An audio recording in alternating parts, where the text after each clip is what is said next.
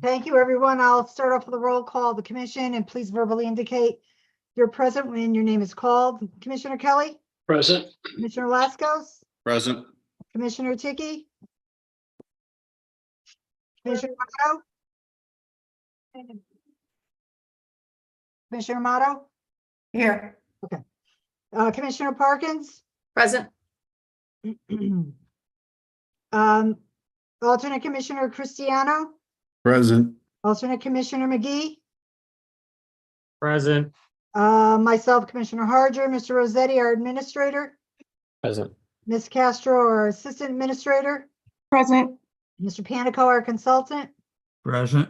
Ms. Bernassos, our recording secretary, Present. Ms. Charbonneau, our stenographer. Present. Okay, has Commissioner Tiki joined us? Not yet. Okay, just give us a heads up as to when he does. A couple of points before continuing with this evening's agenda. Mr. Rossetti will act as a Zoom meeting host, while commissioners will be able to make comments throughout the meeting. The chair asks that you please identify yourself and wait to be recognized before speaking to make sure that we are not all speaking over each other. And to make sure our recording secretary and our stenographer are clear as to who is speaking. First item on the agenda is other business, item A, an 824 referral to grant an easement between the city of Shelton and the UI company at 0 Constitution Boulevard. Attorney Teodoso, has he joined the meeting, Mr. Rossetti? Excuse me, Madam Chairwoman, it's Yes. Kelly Visano. Attorney Teodoso, it was stuck in some traffic on Route 8 North. Okay. So he asked if you would be willing to go out of order on the Sure. 824s in hopes that he'll be on shortly. Sure, that will be fine. So Thank you. we're going to move to other business agenda item B, which is a referral for an 824 referral for the purchase of property located at 63 Center Street, Shelton. And I recognize Kelly Visano of the city of Shelton Yes. to present this agenda item.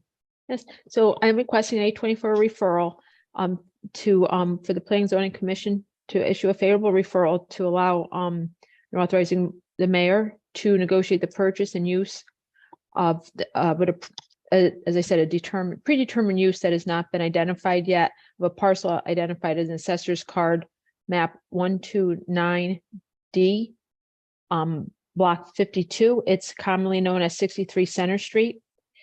This is it's a 0.11 acres more or less with a 2,574 square foot office building located on it. Okay, and so downtown, this is on the corner of Center In and Quorum. the little brick house. Okay? Yes, correct. All right. It's a commercial piece. Mhm. Yes. All right, very good. Does any commissioner have any questions for Ms. Fasano? Well, I don't know what a predetermined use not yet identified means. Well, I'm sorry, know how I was unclear on that. I'm sorry, Commissioner. We don't know, the future use is not yet been determined, but we have determined that this is an important piece of property that would support, future development plans in the downtown area. Mm-hmm. So why isn't it being offered up for commercial development, private purchase? I'm sorry, I'm not understanding the question. If there's somebody there who wants to sell, they want to sell, the owners want to Correct. sell. Right. Is there a reason why they're not just selling it on the open market to a commercial developer? I'm That's- not sure of what their position is on that, but they did approach the city to see if we would like to have an opportunity to purchase it, and we have seized that opportunity. All right, so the current property owners approach the city on their own to get Correct. first right of refusal, so to speak. Yes, And the relatively city speaking. feels that this is a piece of property that would be best served if it was purchased by the city. And that's how that 824 came about. Is there any other commissioner that has any questions for Ms. Fasano? This is Commissioner Lasco. So it's currently unoccupied? it is. There was a tenant in there and the tenant had moved out, and the owner has had this property for quite some time and has decided that he no longer would like to own it and has offered it to us for sale. Okay, thank you. It's And going through Is quite this an about evolution. excuse me, does this about the parking lot, the, what we call the post office parking lot? Is that- Yes, that is correct. Oh, yeah, the backside does. Yes. Yeah, okay. To the right is Well, the, I'm sure we'd like to see it turned into more parking, but. Might be.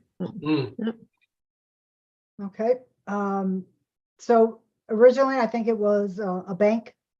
And then it turned into, Security company, wasn't it? yeah, fire alarm. Right. And the owner lived in Ansonia. And now it's been this labor force or something along that line for a while. And, okay, any other further questions? All right, is there a motion for this 824 referral to vote, to report favorably? Commissioner I'll make Parkins will that. make that motion. I'll second it. Okay, Commissioner Parkins is making the motion to report favorably on the 824 referral, and there's a second from Commissioner Kelly. So on the motion, I will do a roll call. Commissioner Laskos, Aye. Commissioner Motto, Aye. Commissioner Kelly, Aye. Commissioner Parkins, Aye. and the chair votes aye. And could I just ask, Mr. Rossetti, is Commissioner Tiki on the line yet? Sorry, give me a second. I'm just taking some notes. I do not see him. Okay. All right, very good. So the motion to report favorably in the 824 referral to purchase the property at 63 Center Street has passed by a vote of 5-0. I'm going to have to, until Commissioner Tiki comes on, let me just check, make sure I didn't get a text message. Oh, he's going to be a few minutes late. All right. So, Mr. Rossetti, could you check to see if Attorney Titoso's signed in yet?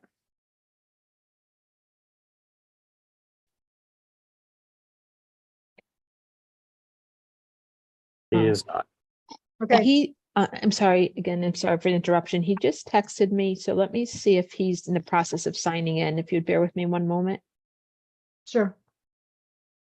Supposedly downtown is at gridlock right now Oh, It really? is. due to an accident on Route 8, Right. Uh, which could be why Commissioner Tiki is running late. Yep. Yeah. Yeah, because he would have to probably go through downtown.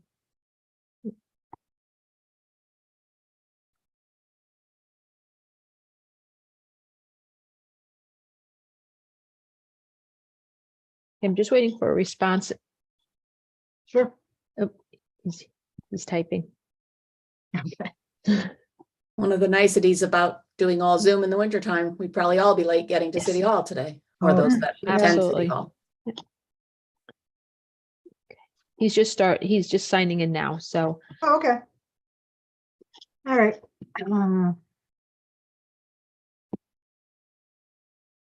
All right, in the, Madam Chairwoman, I could start, if you'd like me to start with the 824 referral, and I would just ask that any specific questions be reserved for Attorney Teodosio, as he has been instrumental in negotiating the easements. yeah, okay, you know what? I'm going to ask that we recess for 5 minutes to give everybody a chance to catch their breath. Okay. Maybe by that time, Jenny, did you take a vote on the last motion? yeah, it was 5-0. Oh, okay. Yeah, the only person not voting is Commissioner Tiki. So I'm going to ask that. we take No a- alternates. No, I'm going to ask that we ask for a 5-minute recess, okay? Thank you.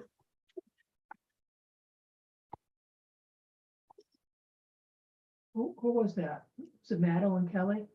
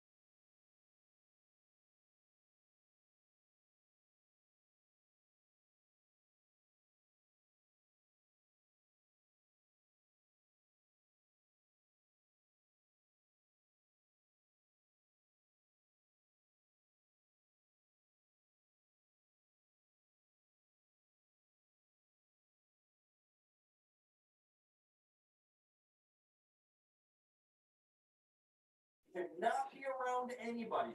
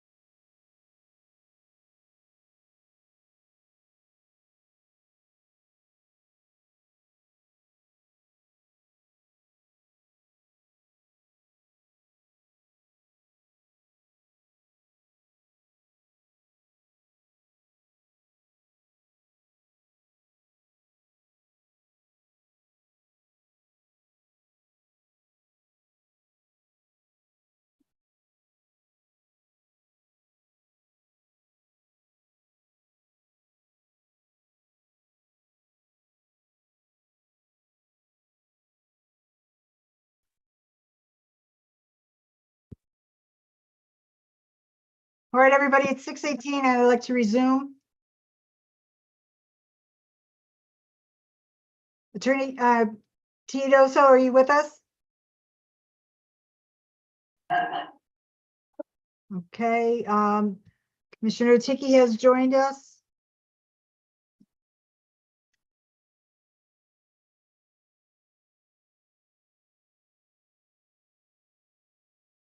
Okay.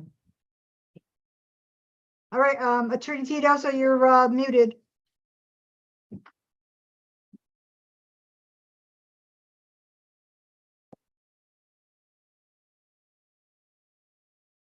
Okay. All right, so can everybody hear me? All right, Yes. great. We have resumed our meeting and we're going to agenda item A now, having switched that with B. This is an 824 referral to grant an easement between the city of Shelton and the UI company at 0 Constitution Boulevard North. And I recognize Attorney Fran Titoso, our corporation counsel for the city, to present this agenda item. Attorney Titoso, you have the floor. Okay, you have before you a series of easements that are both historic and a bit expanded. This is part of a project that's been approved through the state utility commissions. If you paid attention to the maps, it actually says the Ansonia Derby project on them, but it does affect Shelton and it does affect us where our utility easement runs right now. But it affects us in that it is a restatement of a historic location of a utility easement. It's also an intensification of the easement, both with regard to the footprint and also with regard to some of the activity that's going to occur because they need to get access to the utility area. The compensation is listed, it's roughly $200,000 collectively, but the properties are broken out by piece with regard to their value. And one of the pieces has a laydown area and some construction and an access way that is going to be provided, which is historically used, but it was never an easement. This has been reviewed by the city engineer. He had some comments with regard to it. He essentially wanted us to make sure that we could, as the city, either provide an easement area in the same location, in other words, not make the easement exclusive to the United Illuminating Company, or delegate it to a third party like another utility. And the United Illuminating representatives agreed to that modification,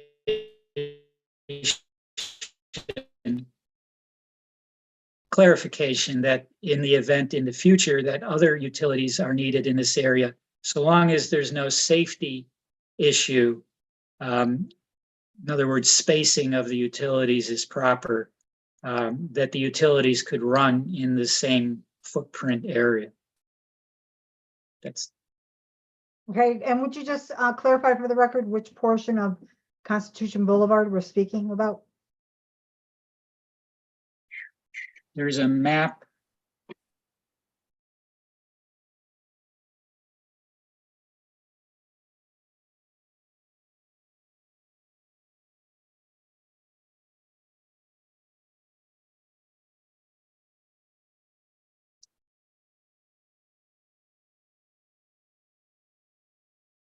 The portion of Constitution Boulevard that runs parallel to Wellington Avenue. And then north of that, A Wellington Court, maybe? Wellington Court, I'm sorry. Okay. Do you have the footprint of the maps? I've only printed out the first couple of pages, not every single one myself. On page 6 of the package. Map EA 6000. Mr. Rossetti, can you do some display on the screen, please? I believe you're right. It is EA 6000.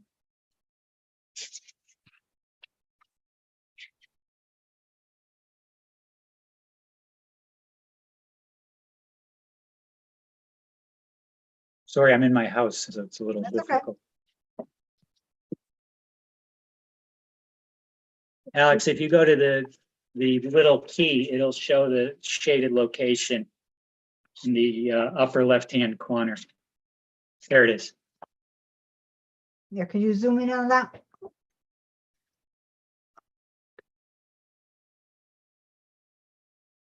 The quality is going to be very poor because this is a scan of a printout of 8.5 by 11 paper. No, okay, so where, for instance, is Bridgeport Avenue? I'll s- Excuse me? I'll show you on GIS. Sure.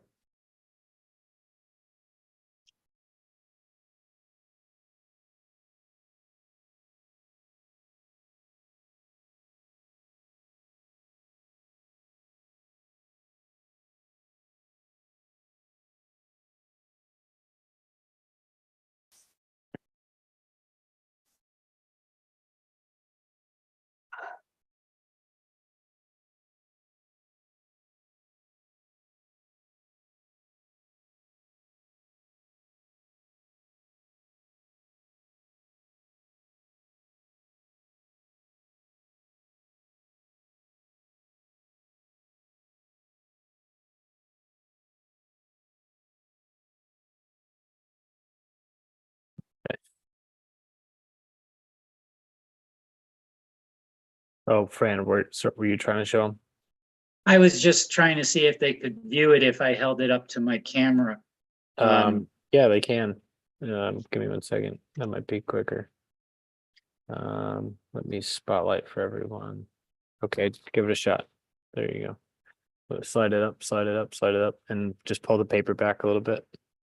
There you go. A little bit further, a little bit further. This is the area Mhm, where Constitution runs. mhm. And if you pay attention to all of the orange as it makes its way across the map, those are the various easement areas. Mhm.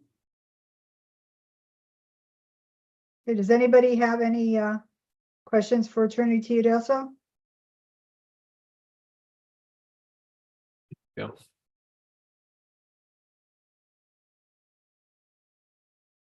It's just basically giving them utility easements, correct? It's giving them utility easements that expand a little wider on the footprints. And I do understand that the towers are going to be taller. Mhm. So Wellington Court, this is behind the high school football field. This is up the Constitution Boulevard as if you're going up to the condos up there, up to Summerfield Gardens. That's where Wellington Court is. So it's that neck of the woods. So it's north, Constitution North. Yes, yeah, it's off of Constitution Boulevard North. I'm looking at aerial view. There's the intermediate school. The Shelton Avenue, take a right at the intermediate school, follow it up. Wellington Court is in that to the left of Right. Constitution Boulevard. Is With- this an upgrade project that they're doing? Yes. Okay. Okay, And it's called the Ansonia Derby upgrade for some reason. 'Cause Mhm. they just put a big upgrade through there. This is part of it. Oh, okay. Okay. Because when I first got the maps, I thought they sent us the wrong maps because it said Ansonia Derby on it. Yeah. All right, any other commissioner have any questions for Attorney Teodoso? Okay, is there a motion to report favorably on the 824 referral? Commissioner Parkins will make that motion. Is there a second?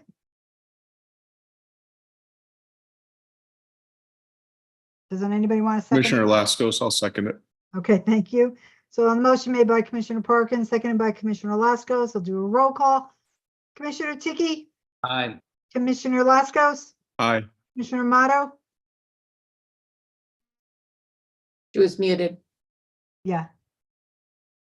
Commissioner Motto, you're muted.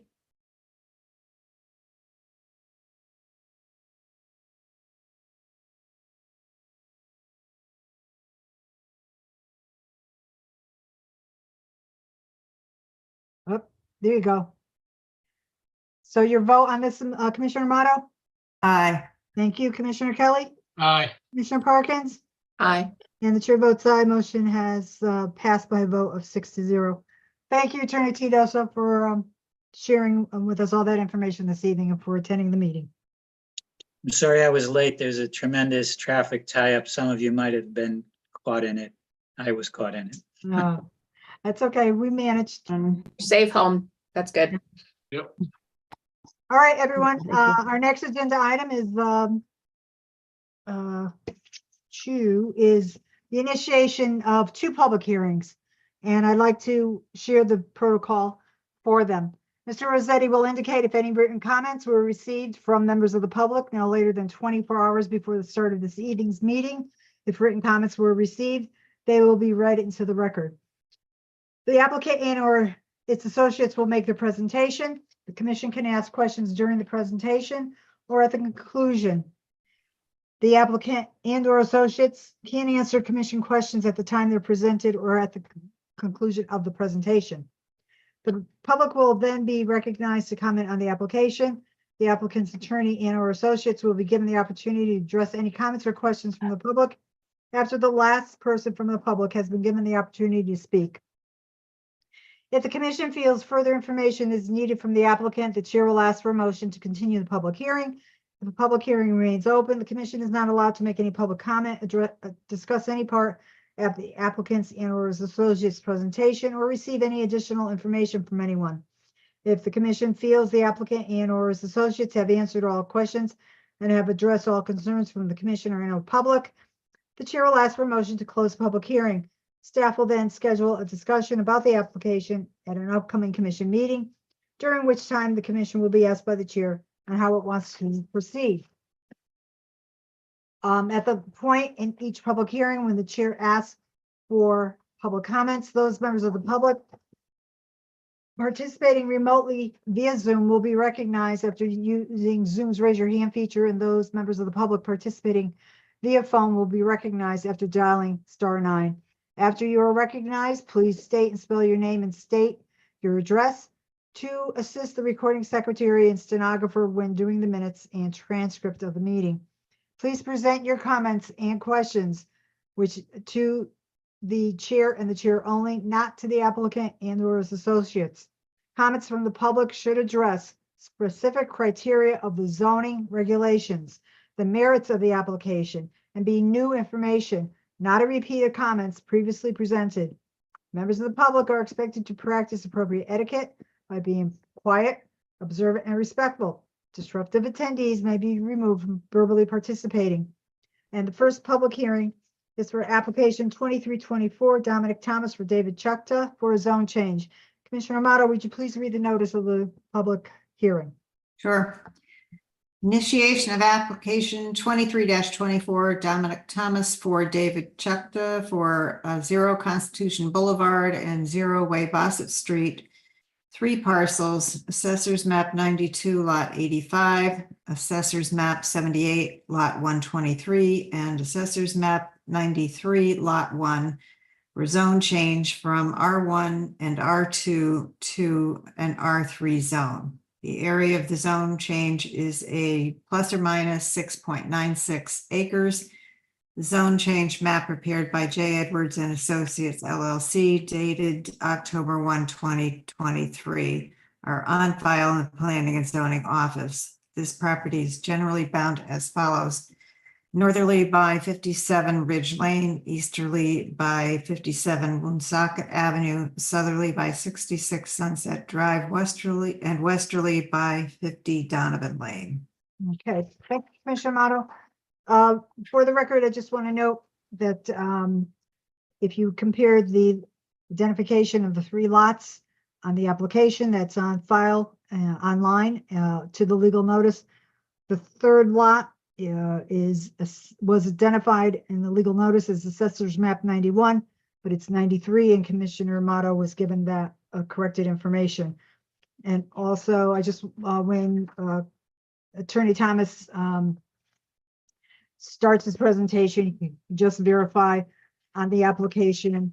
We noticed that the 2nd parcel was indicated as map 78, parcel 130, and on the map it was identified as map 78 parcel. On the application it was identified as map 78 parcel 123, but on the map it was identified as map parcel 130. And I just want to note also that the documents, this application was accepted for review on November 8th of 2023. Documents posted for review on the city's website include the application for the amendment to the zoning map, a 500-foot map for a zone amendment, a letter from the Shelton Conservation Commission, map of the Ivy Brook Greenway, 2 emails from residents, signposting photos, and a certificate of mailing. Mr. Rossetti, was any correspondence received within the time frame period for this proposal, but not yet posted to the city's website that need to be acknowledged for the record? Nope. No. Okay, thank you for that. So Attorney Thomas, would you please identify yourself for the record and proceed? Yes, Attorney Dominic Thomas, Conan Thomas, 315 Main Street, although temporarily in Riviera Maya in Mexico. And hopefully my internet service, which keeps saying it's a little weak, will hold out through the hearing. And I thought my virtual background should be where I was this afternoon at the pool. This is, I do believe that the numbers on the application, the assessor's map and lot numbers on the application are correct. And I did check them this afternoon after receiving an email from your staff. This is a situation, if I'm allowed to screen share, I can bring up the zone map and also the assessor's map.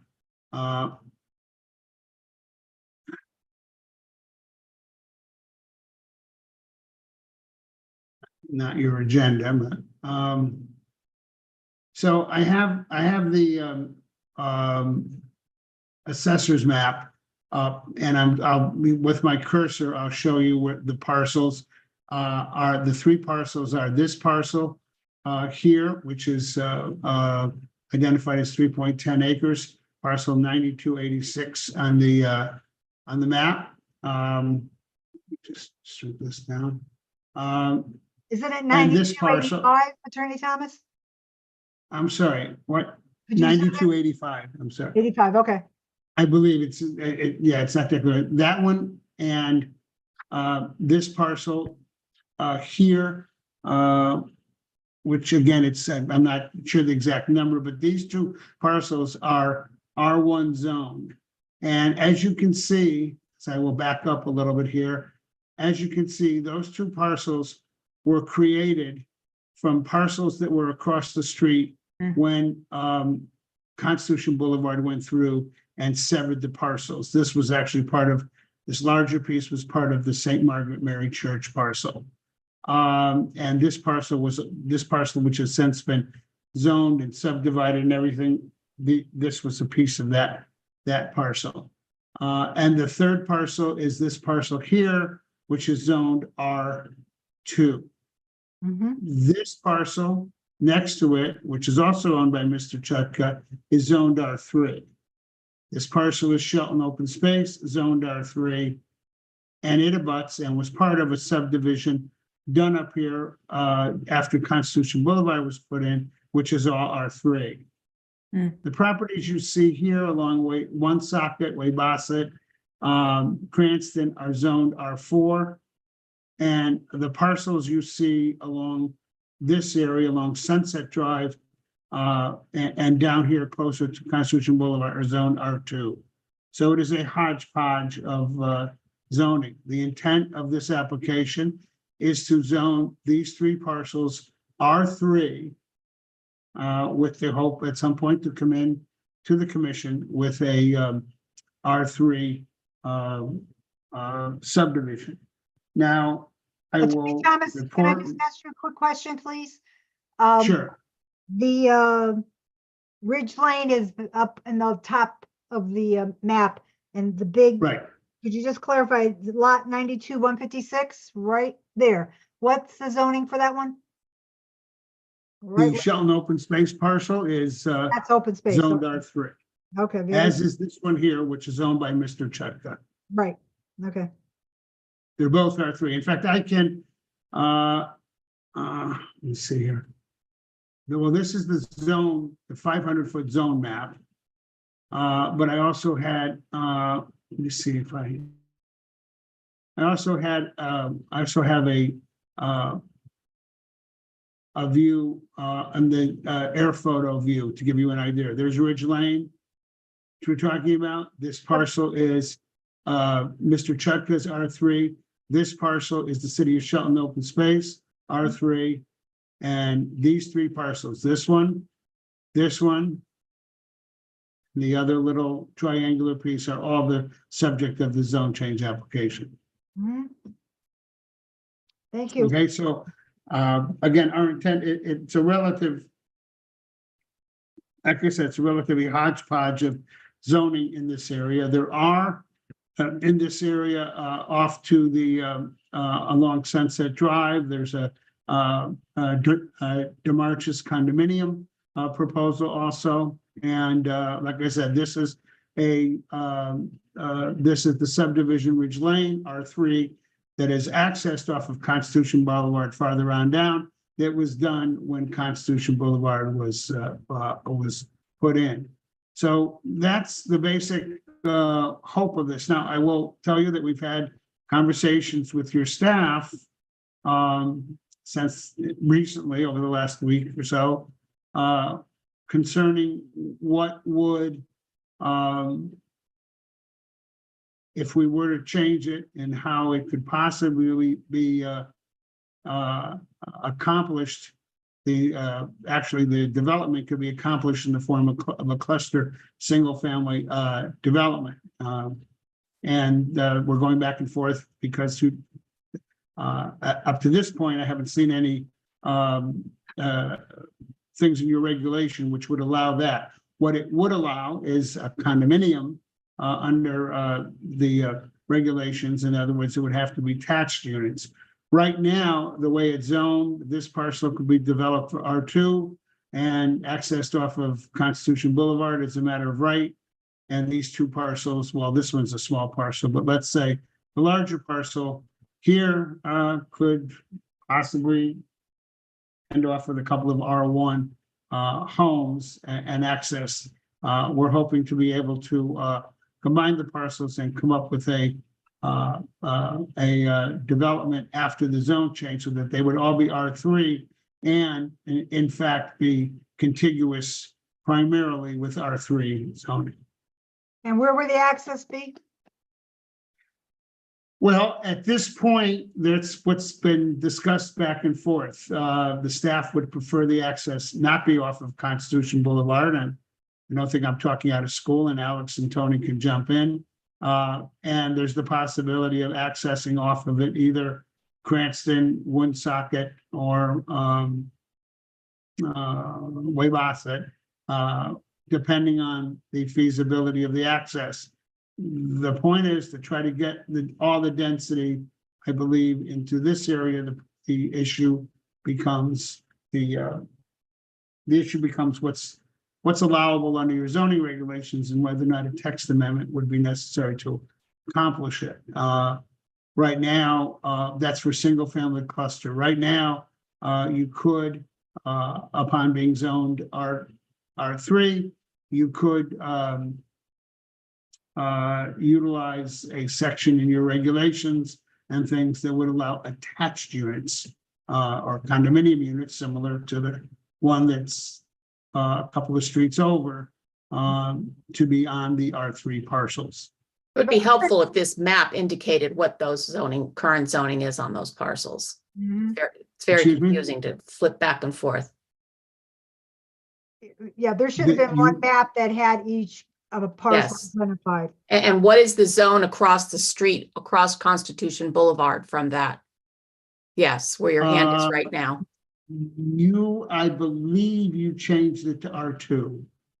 If you remember, I was in there on the Gamble property and changed Yes. that and some other to R2. And then I think after that, you did a study of the zoning regulations.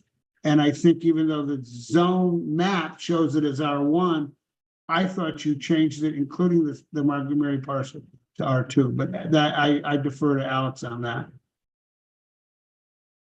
Okay. Okay, there you go. Mhm. And that was just recent, correct? That's what we, Yeah, that was like. Just made that last one year. change. That within the last Less couple, within the last year or so. I last believe. year, I believe. Okay. Yeah. And so it's R2 on the other, the applicant's parcel across from that R2 property. That's also R2? No, This is, yes, this is R2 here. This is R3 here. I can't see your hand. your hand, you don't have a. Oh, cur- no, this is Alex screen sharing. Yeah. I'm sorry. Alex, can you Yeah. go along with that so we can Yeah. see what he's talking about? Please. This area, Across the street from Constitution Boulevard from that R2 parcel that we Got just changed. What Yeah. is that? this is all now R2. All of it? Last year, yep, hang on. Last year, give me 1 second.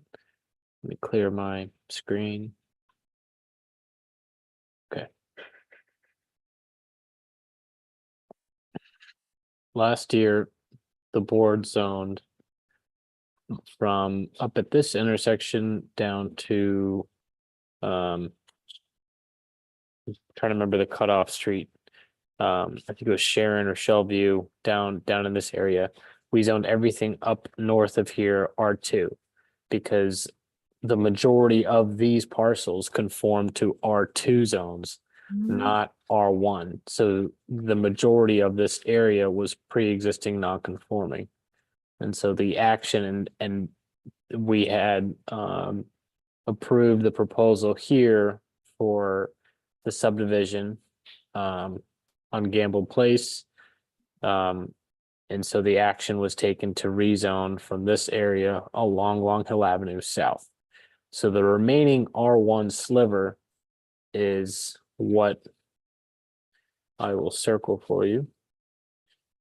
And blue is this area here. That's the remaining R1 zone. Mhm. This area here, you can see this is R2. This is R3. This is R4. And up here again is R2. You can see that yellow. Okay. Mr. Zeddy, Can you open that- review for me the difference in lot size and frontage for an R3 versus R2 and R4? Sure can. Give me, Oh, okay, go ahead, Dominic, if you want. no, frontage, I don't have the, R3 is 12,500 square feet lot size. R4 is Frontage? What's the 7,500 lot size. R2 is 20,000 square foot lot size. Attorney Thomas, repeat the one for R4. R4 is 7,500 square feet lot size. All right, and Commissioner Motto was asking, what's the frontage? Frontage differences on those? I don't have my reg in front of me down here. Maybe Alex can tell you the frontages. No, he has it up on the screen.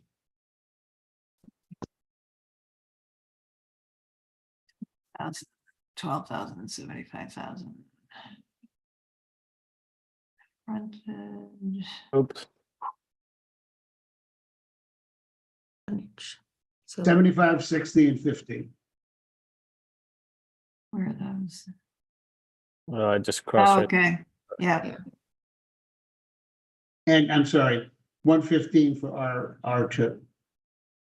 But, and again, I do think since the person involved with the property owner here, the builder is AJ Grasso, who I received a text from, was not going to be able to get on because he was flying back. And I think he just landed before your hearing started. I did send him various information, but I would think it would be better potentially keep the hearing open so that you can hear, and so there can be further discussions with staff. But I defer to Alex and Tony on Mr. Panico on that. But again, those are we looked at it, and the initial proposals that were discussed with your staff were based on R3 zoning, which, as you can see, the strange thing about it is the R2 is almost like a little island, a development along there, but there is R3, R4, and R3 primarily surrounding, and one of the parcels is already R3. So, and the large subdivision that's based on Ridge is R3. So we thought that was the appropriate type of subdivision. If in fact it is the preference of your staff to go to cluster single family, which might be very advisable here, there would have to be a discussion of what would be needed in the way of a text zone change. Okay, but right now, Attorney Thomas, this is a two-step. What we're doing right now is hearing the information to do a zone change. Part of this does not include any kind of proposal for physical structures. That would be something that would have to be come in totally separate. So just to make sure that anyone who is listening in, the discussion and the information that you're presenting to us tonight is just get a lay of the land as to what other zones are existing and Madam Chair, however, the zone change will dictate what will be able to be built there. Exactly, but Right. that's a totally, once a zone change, if approved, it gets put in, then an applicant can come in with a particular proposal. Right. But that's not, The- there's no proposal to do any building structure as part of this at all. Attorney Thomas, before we go any further, can you address the concerns from the Conservation Commission with regard to the Ivy Brook headwaters? Yes, I can. But just let me clarify one point. Sure. Under the current zoning and under the proposed zone change, we know what can be built. That's single-family homes. Right. That's the zone. The question really is the density, the lot size, those are the factors that would change as you change it. With respect to what I read in the when I read, this is, can you see my screen now? Yes. Okay, this is Shelton, City of Shelton Open Space. This, I believe, this line you see here is Ivy Brook, Yes. headwaters of Ivy Brook. Okay. I think there was some implication that we were changing the zone of this piece or something, and maybe I read it wrong, but we're not, obviously. That's open space. It doesn't make any difference. It is zoned R3. In here is where it travels through the large piece here. And certainly any development, if there were any development in here, as there can be right now, somebody could buy this piece of property and put at least one single family home there, they would be subject to wetlands if they were going to be within a regulated area. And I think the concern is, to the commission, to the Conservation Commission, I thought possibly it was that we were trying to develop this piece, which of course is not the case because it's City of Shelton open space. But in the development of this piece, and even if it were used for access off of Constitution Boulevard, we would still, any developer would be subject to the Inlands Wetlands Commission and to addressing the issues of any regulated area, which would be the Ivy Brook and its upland review area on either side. So yes, I mean, and certainly that's something that was discussed with the client. It was also something I think that potentially motivated to some extent the comments from your staff, which we were going back and forth on it. And like I said, which is why, especially with AJ Grasso not being available tonight, that the public hearing be continued, beyond this, so we can also look at our discussions. But that's their concern. That was the concern. I will report to you that I received 3 calls. 3 calls from the result of the mailings, the certificates of mailing, which I uploaded.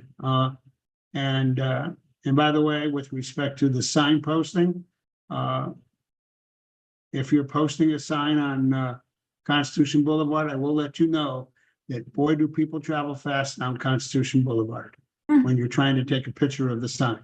But anyway, those 3 calls were concerned about what type of zoning. The calls all came, 2 of the calls, I'm sorry, came from people in the Ridge Lane area. And I explained we weren't doing anything to their property, just making the zone adjacent to it R3. And 1 call came from an individual, I think that lived in or possibly is involved in the ownership of the DeMarchis condominiums. And just asking to identify where it was being done and whether it somehow impacted property that they had. And I explained the parcels and the intersections to them, and they would thank me, and that was the extent of it. Attorney Thomas, did I hear you mention before that the DeMarchis is proposing or that they have currently a condominium? I know they currently have a condo, but you mentioned a proposed. They're I don't think they're not proposing anything, as far as I know. That we had to, one of the notices we had to send out was to the condominium association. Okay, And then you must have misspoke, because I clearly heard you say that they had a proposed project. I did hear that as well. Then I misspoke. No, that they had, I said that there was a DeMarchis condominium project. Mhm. They were not proposing it. There's an existing one. So Attorney Thomas, do you have any further information for us? Not at this point. Again, Okay. prepared to answer any more questions or discuss And- further with Yep. your staff if they want to bring up some of their points. Any commissioners have any questions for Attorney Thomas? Mr. Panico, do you? Tony, you're on mute. Mr. Panico, you're on mute. There you go. What's important here before we can come to any conclusion on reorganizing the zoning pattern is what to build, where to build it, and how much to build of it. So it's kind of, you need to do some planning analysis of the various parcels that are involved and what the potential development can be and how can we best accommodate it. I think there's certain parcels that you have to avoid.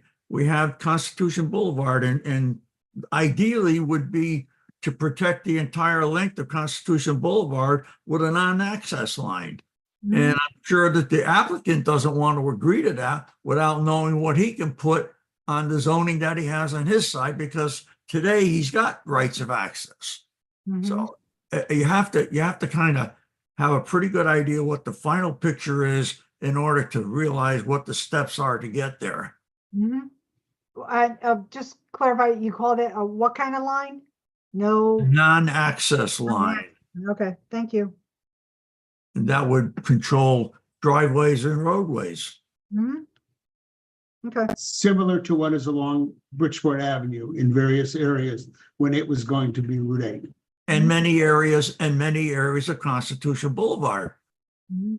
further east of this piece, or further south, I guess it is, where when we get into the non-residential complexes, virtually all of the frontages on Constitution Boulevard are non-access. Mhm. Interesting, okay. Anything else, Mr. Panico? That's all I had to contribute right now. I Okay, think what we need to do is give the applicant enough time to do some analysis, and then when he comes up with some thoughts, Alex and I can sit down with him in a Zoom meeting and go over the pros and cons of what they may be talking about. exactly. Okay, well, I'd like to move to the public portion right now. And I'll start out with elected officials of the city of Shelton. If there are any elected officials of the city of Shelton that are participating remotely, either by Zoom or by phone, and you would like to comment on this application, please use Zoom's raise your hand feature or dial *9 on your phone to be identified. Mr. Rossetti, do we have anybody indicating such?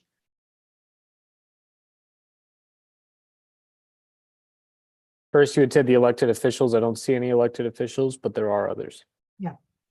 Okay, then we'll move into members of the public participating remotely that would like to comment on this particular application. Same procedure, use Zoom's raise your hand feature or dial *9 on your phone. So Mr. Rossetti, who do you want to identify first? There's a Margaret Paulson, I believe. Okay. Margaret, identify yourself for the record and your address, please, and go ahead, and comments are limited for 5 minutes. Thank you. Start my video. Okay, There you go ahead. I am Margaret Paulson. I'm an avid naturalist and a dedicated advocate in maintaining Shelton's green spaces for the generations of tomorrow. These unique areas preserve our watershed, different pathways for wildlife, and act as open areas for recreation, exercise, and personal wellness among Shelton residents. I'm here today to express my concerns for the future of natural spaces in the Constitution Boulevard corridor. As a resident of Shelton, living on Sunset Drive for nearly 40 years, this area has come to define our community, the children we raised, and our daily activities enjoying the outdoors. My specific concerns are as follows. Mr. Chaka is surrounded by R2, is R2, and by R1 areas.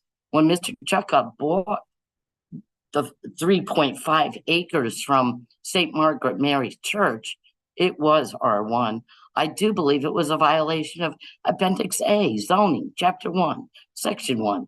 No lot or land shall be subdivided, sold, encumbered, or transferred as to make a lot non-conforming or more non-conforming. Today, these lots are not viable and never will be. Planning and Zoning and Shelton Conservation Trust has been working on this greenway for years, and before the Corporation Council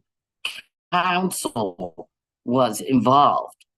There have been quite a few proposals in developing the wetlands. Here's an excerpt from the 2006 P&Z meeting with some history. Mr. Cook stated there were 17 lots on Providence that were denied. Then there was Pawtucket in 95 that was building on the other side of Towis, and they ran the sewer down the line through with no laterals because it was essentially all wetlands. There was an extension off Wells Ave where they took 2 or 3 lots and combined it into one. This is like the second or third extension. Cranston is on the more upland portion. Back in the late 80s, this is important, they requested a legal opinion from the Corporation Council on how to handle all these paper streets with paper lots. Council at that time said aptly, the regulations at some point, there is going to be a point of no return as far as some of the lots that are there and have been on paper for 50 years are no longer going to be viable lots. We have reached the point of no return. These lots are not viable and never have been. Commissioner, this is the only green space between downtown and Bridgeport Avenue. It is historically important to retain this area. Let's not stray from the master plan for this area. There is no good in this. No reason. No to the zone change. We cannot put economic interests above the future of our natural environment,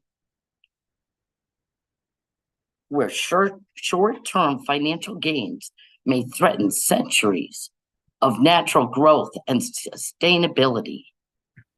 As our town has become a vibrant city, Shelton's distinctive identity must be maintained as one rich with ecological diversity.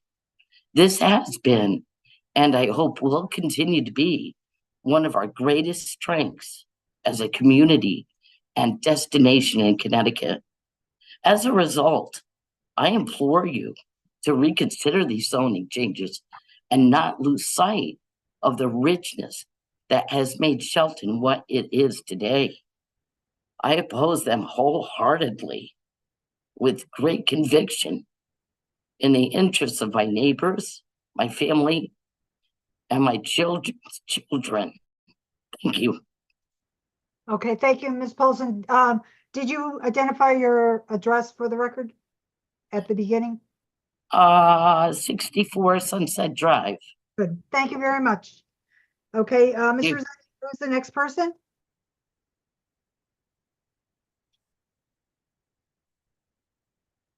If there's anyone that else would like to comment, please click the raise your hand feature. Any members of the public like to address the Yep. commission? There's a Christine and Matt Fornabayo. Okay, No, they do it. My mic is. okay, Margaret, if you could mute yourself, please. Thank you. Okay, is there a Christina that's ready to speak? Go ahead. There we are. Hi. Hi, everybody. Sorry Thank about you. technical difficulties. Good Thank- evening. Thank you for having us. Thank Thank you. you for inviting. One everybody. person talk at a time, okay? Thank you. Thank you. We are Christina and Matt Fornabayo. We are at 55 Sunset Drive. We are actually one of the properties that abut lot number 93/1. Essentially, our argument against the zone change goes based on a decree that was passed, pardon me, in 1988, stating that the land in question was to be left open for public use, which it has been open and used by the public, by us, our neighbors. The entire town is able to use this land. Myself, my neighbors, all of the people at the end of Sunset Drive, we actually take the time to clear out that area to make it safe for people to walk around and enjoy and see how beautiful it is. We actually have a family of mating deer that come and visit every day. We have a family of mating fox that play with our dog's toys every day. And it's actually a really beautiful area that we love. Far be it from us to tell anybody what to do with their own property. However, we feel that the zone change would invite in a building, an industry, which is exactly what Mr. Chukta and Attorney Thomas want to do, which we feel would be detrimental to the area, detrimental to the Ivy Brook, detrimental to the neighborhood, and detrimental to basically everything that we love about this neighborhood. The decree from 1988 specifically does say that it is to be held for open land until planning and zoning deems otherwise, which I haven't heard that even be brought up. So if that hasn't been brought up or changed, I don't see how this is even a question. Thank you. Mr. Fortunato, do you have a copy of that decree? I'm not familiar with what it is that you're referring to. It was on the planning and zoning website. I pulled it off of there. I have it on my phone. I can. You mean the deed that was pictured? 23-24 days. Does it specify a parcel number? It specifies expansion parcel I. That's all it says. Expansion parcel. Okay, there was a document that I saw earlier today that actually I saw before, but I spoke to Mr. Rossetti today. There was a deed, picture of a deed that was from book 1028, page 1, dated at the top. It's recorded as September 13th, 1991, quit claim survivorship. And it talks about James Vargas, a Connecticut corporation with offices left blank, consideration of $1 and other good and valuable consideration. That's precisely what I'm looking at. Okay, Yes. if you look down, it says all that certain piece or parcel of land situated in the city of Shelton, county of Fairfield, and state of Connecticut, shown and designated as expansion parcel 1 on a map entitled Phase Map Aspetuck Village, an expandable condominium, phase 1 through XB inclusive, scale 1 inch equals 200 feet, dated June 30th, 1982, Shelton Avenue, Route 103. So staff and I had a conversation as to, is this referring to this parcel down on Constitution Boulevard, or is it talking about Aspetuck Village up on Shelton Avenue? And as such, staff did remove that from the documents. I don't know who submitted this or uploaded it, but that needs to be clarified. Understood. I appreciate the clarification. Yeah, I looked at it a couple of times and I was saying, am I not seeing something here? But, Okay. So, okay. Excellent. I understand exactly what you're saying. The rest of my statement stands. Very good. That's fine. Thank you very much. Thank You're you. very welcome. Good night. Good night. Mr. Rossetti, who's next?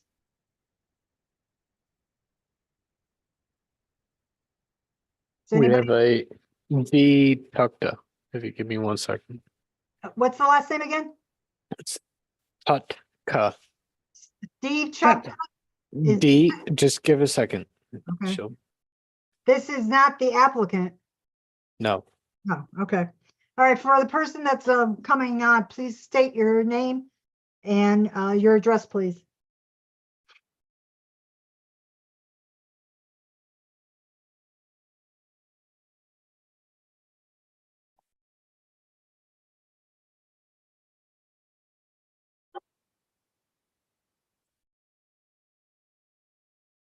Is the person there, Mr. Rossetti?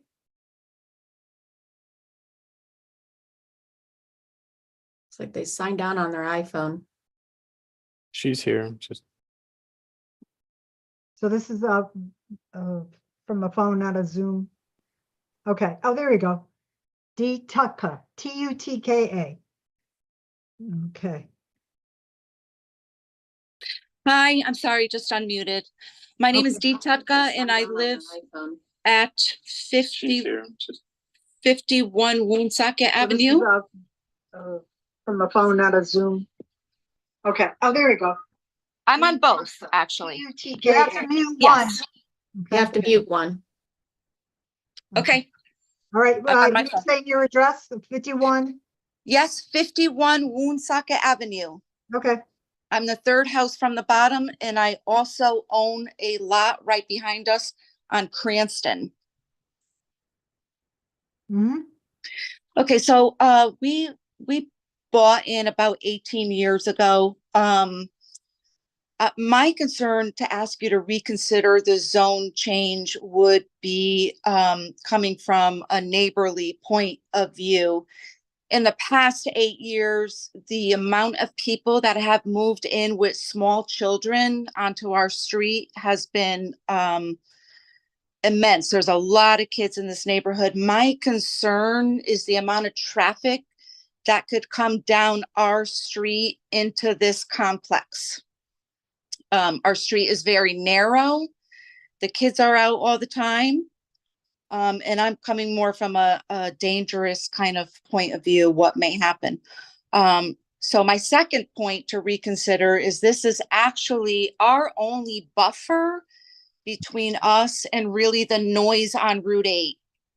So with all this land between us, like not developed, and the noise coming from Route 8 and Constitution, this is really all we have as a buffer, just for like quality of life in our neighborhood. Not to mention, to Margaret's point, the amount of wildlife back there and the use of land just for the kids and that type of thing is huge. And we really don't want to lose that. That's the whole reason we decided to buy into this neighborhood and why we decided to stay here. Mm-hmm. Okay. Anything else? No, that's it. Thank you so much. Okay, Thank you. Mr. Rossetti, is there someone else?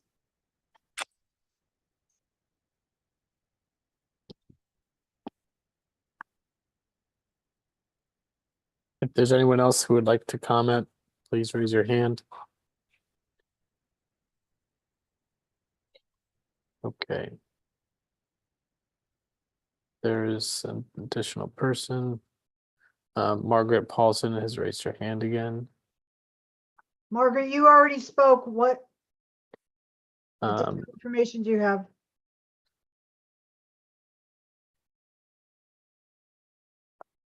Who's coming on?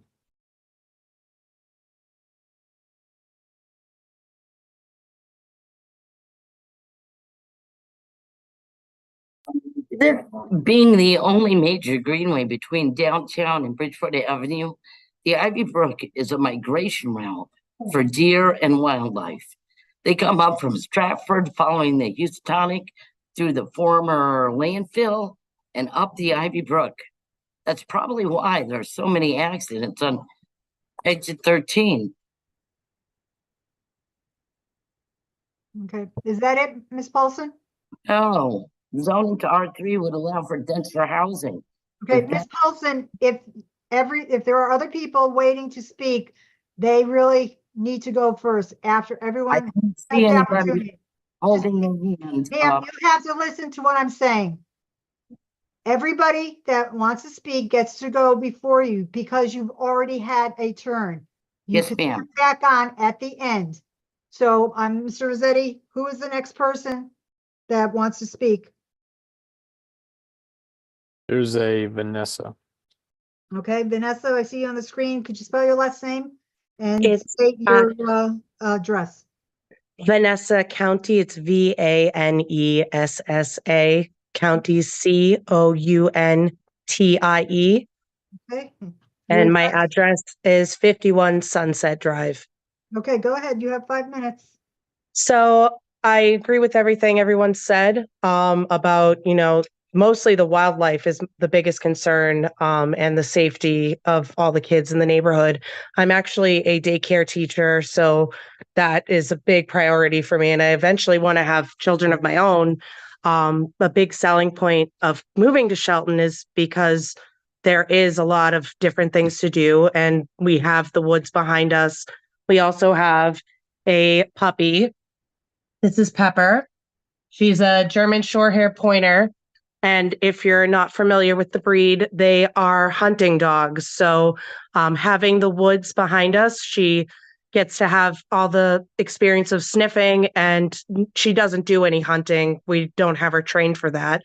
But it's nice to be able to have her go out back and be able to get the experience of the woods, and get some energy out. So my biggest concern would be if we did have more building up over here, is where are all these people going to go? Like, there's tons of traffic already. I know that somebody even mentioned earlier how there was an accident on Route 8 and they were late for this meeting. I also was stuck in that traffic. So I just don't understand. We already have a lot of building up going on. We have another condo building down by Riverdale Diner. That's also going to be a condominium. I'm not sure of the exact name or who's bought the place, but that's more condos going in. This is a residential area. There are families, there's children, there's people who want to have children, and they bought this house or this area because of the land that's here. And again, like I said, the wildlife, I just don't know where else they're going to go. There's really no land around here with downtown and the highway being right there. This is kind of a little safe haven. I mean, we see foxes, we see deer, different animals all the time. So that's one of the biggest things I think everyone's mentioned, is making sure that they're protected too, not only for our, things that we want, but because the animals have nowhere to go. We got to be advocates for them too. Okay, anything else? Ms. Calhoun? That's it. Thank you very Thank you. much. Mr. Rossetti, is there anyone else? Anyone from the public that would like to speak, please use Zoom's raise your hand feature or dial *9.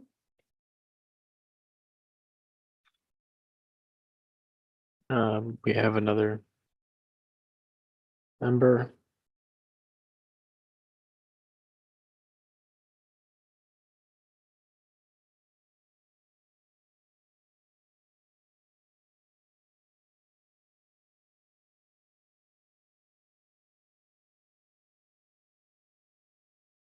Okay, Kate Flynn, Yep. Can you hear me? just identify yourself for the record and state your address, please. Yep. This is Katie Flynn and I'm at 53 Sunset Drive. Short and sweet, just changing the zone opens up more development in an already very condensed area. Constitution with the buildings down on River Road and now in our backyard. So just simply, we oppose it. It's our last little bit of woods in downtown. Don't take it away. That's all. Okay, thank you very much. Mr. Rossetti, is there anyone else on the list?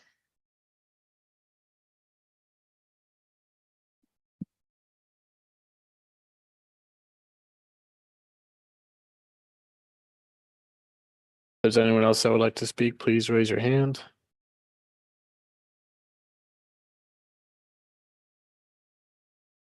And that's it. Okay, is Ms. Paulson still there? She is. Okay, Ms. Paulson, you have 2 more minutes to state your case. Go ahead. Got it. Okay. Number 2 on the list. Zoning to R3, of course, would allow denser housing. We don't need that. This area is historically important, being the area was designated as an Indian reservation in the 1700s. The Native Americans were given a reservation on Quorum, which they occupied until 1732. There is still a 2,000-year-old Indian rock shelter across Constitution from said property. There you can still find Indian arrowheads and beads. They flow down to the Ivy Brook into the Houstonic near Buttermilk Hollow and South Bank Park. I would really like to see a hiking trail, biking trail from the headwaters, joining all the open spaces in the area that goes down to the park. In my humble opinion, the owner has been paying his taxes, and I'm not one to tell anyone what they may or may not do to the property. But I will ask the owner to consider donating it to the land trust and take it a tax write-off if he feels he no longer can afford paying taxes on a basically landlocked piece of land with a high water table that's non-conforming. The paper road that would have opened up this land was abandoned in 1994. The deed on file pertaining this road that would have opened up his land was abandoned in 1994. The deed on file pertaining, the deed pertaining to the zone, Vargas's intention was to be preserved as a natural estate as possible for passive open space recreation for and free of charge to the residents of the city of Shelton. I've always taken hikes through the city property and the land trust property, and which surrounds the said land. To put houses there would ruin the Ivy Brook headwaters and degrade the land and take away from a very important hiking trail for me and my dog. I wish the city could make arrangements to buy this parcel of land for our children and our children's children, perhaps even by eminent domain, just like the parcel MBL 4138 on Long Hill Ave, Mr. Tall's farm. When Mr. Chunka bought this 3.5 acres from St. Margaret's Mary, I do believe it was the violation of Appendix A, zoning, Chapter 1, Section 1. Currently, his land is Paulson, pristine. could you wrap it up, please? You're over the. Okay, sorry. His land is pristine. I wish to keep it for our children's children. That's it. Thank you, Ms. Paulson. Mr. Rossetti, anybody else? Okay, so Attorney Thomas, this is your turn to comment on any of the comments made by the public. Yes. All I will say is I think at this point that we have requested that it be kept open, you can discuss it with your staff. I do want to clarify that we have no intention whatsoever in this zone change of developing the open space property. And I think it might be helpful when we come back in on the continuation to show everybody what can be done under the existing zoning. But I can understand people wanting property to be maintained in natural state. But on the other hand, that conflicts with the right of a property owner to develop their property in accordance with existing zoning. So, but I do think what we are trying to do is take these matters into consideration and come up with a zone that would actually address and a possible change to the regulations that would actually address the concerns and allow cluster development of single-family homes, preserving much of the property in its natural state. So with that, we'll address it more at the continuation of the public hearing. Okay, thank you, Attorney Thomas. Is there a motion to continue the public hearing? Well, Chairwoman, I just would like to ask a question. Go ahead, Commissioner. Yes, thank you. One of the residents had spoken about a decree that it sounded like you had seen, Chairwoman. I'm just wondering if that could be, whatever that was, if that could be sent to the commissioners and put on the record as we continue this public hearing.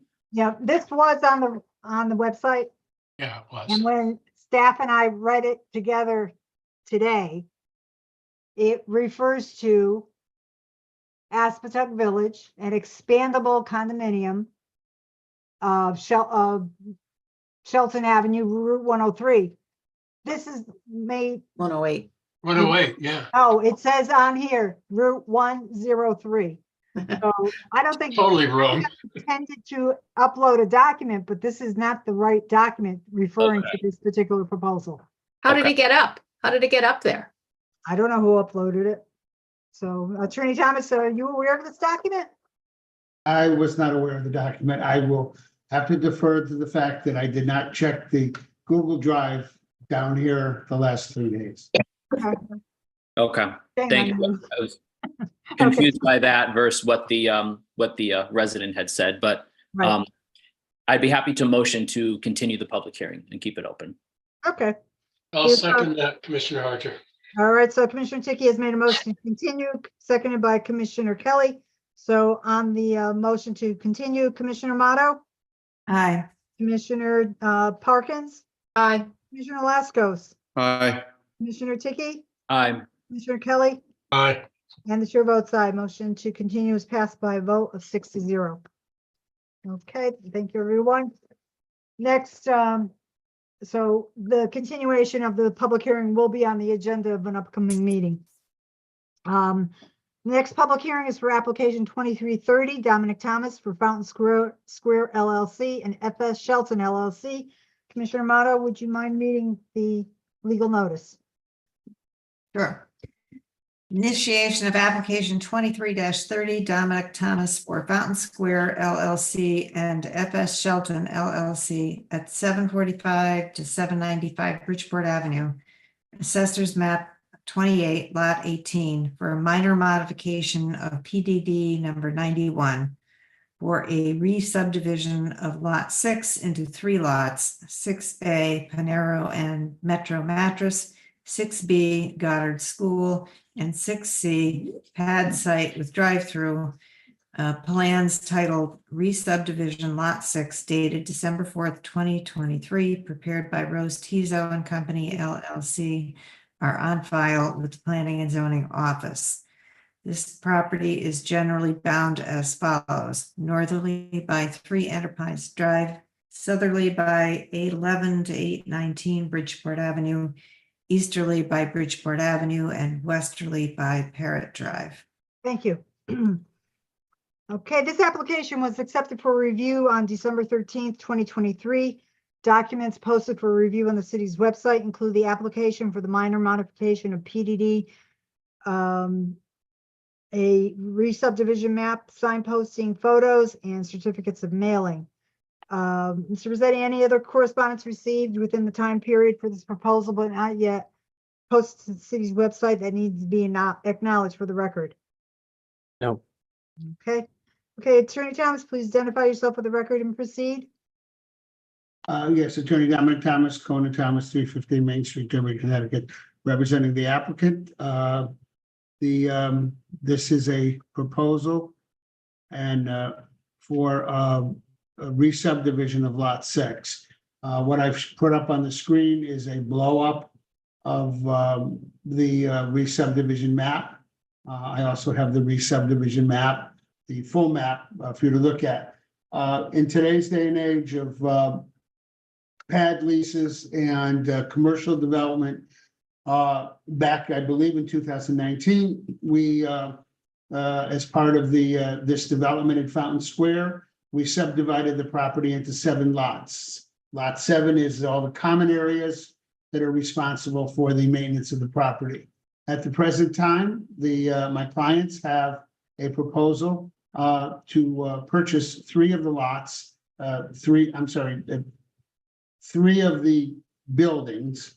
And one of them is the Panera Metro Mattress building. So in order to facilitate that, in accordance with their lease and in accordance with the proposal, Lot 6, which encompassed the entire parcel that you see on the screen before you, needed to be divided up. So what we did is we simply are proposing a re-subdivision that would take Lot 6 and divide it into 6A, 6B, and 6C.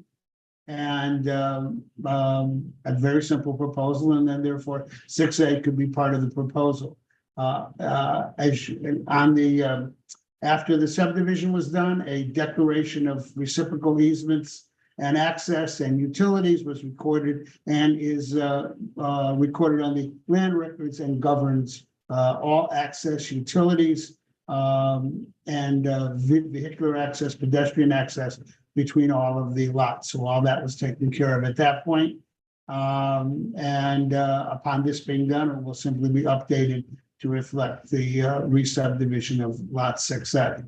It is, I've spoken to you about this project, and this is an important development in the process that my clients have gone through to reestablish the financial security of Fountain Square. So I would hope that you would consider and approve it. We are under some sort of a time frame with respect to the contracts and everything. So I hope if there are no questions, I'm not there if there are no questions, but if there are no issues that you have with it, and I'll try to answer all your questions. And Manny, I think Manny Silva's on in case you want to ask any questions related to the engineering. I hope it can be approved as soon as possible. Thank you. All right, so Attorney Thomas, there are 7 lots existing right now. And if Yes. this lot 6 was split up, now we would have 8 lots. Correct? Oh, well, you would have 2 more. 9 lots. 9. We're creating 2 more lots. Yeah, so yeah, oh, 7, We're I'm making, sorry, 9. we're making 6, we're making lot 6 into 6A, B, and C. So we're Right. increasing it 2 lots. If I can move, hold on a second.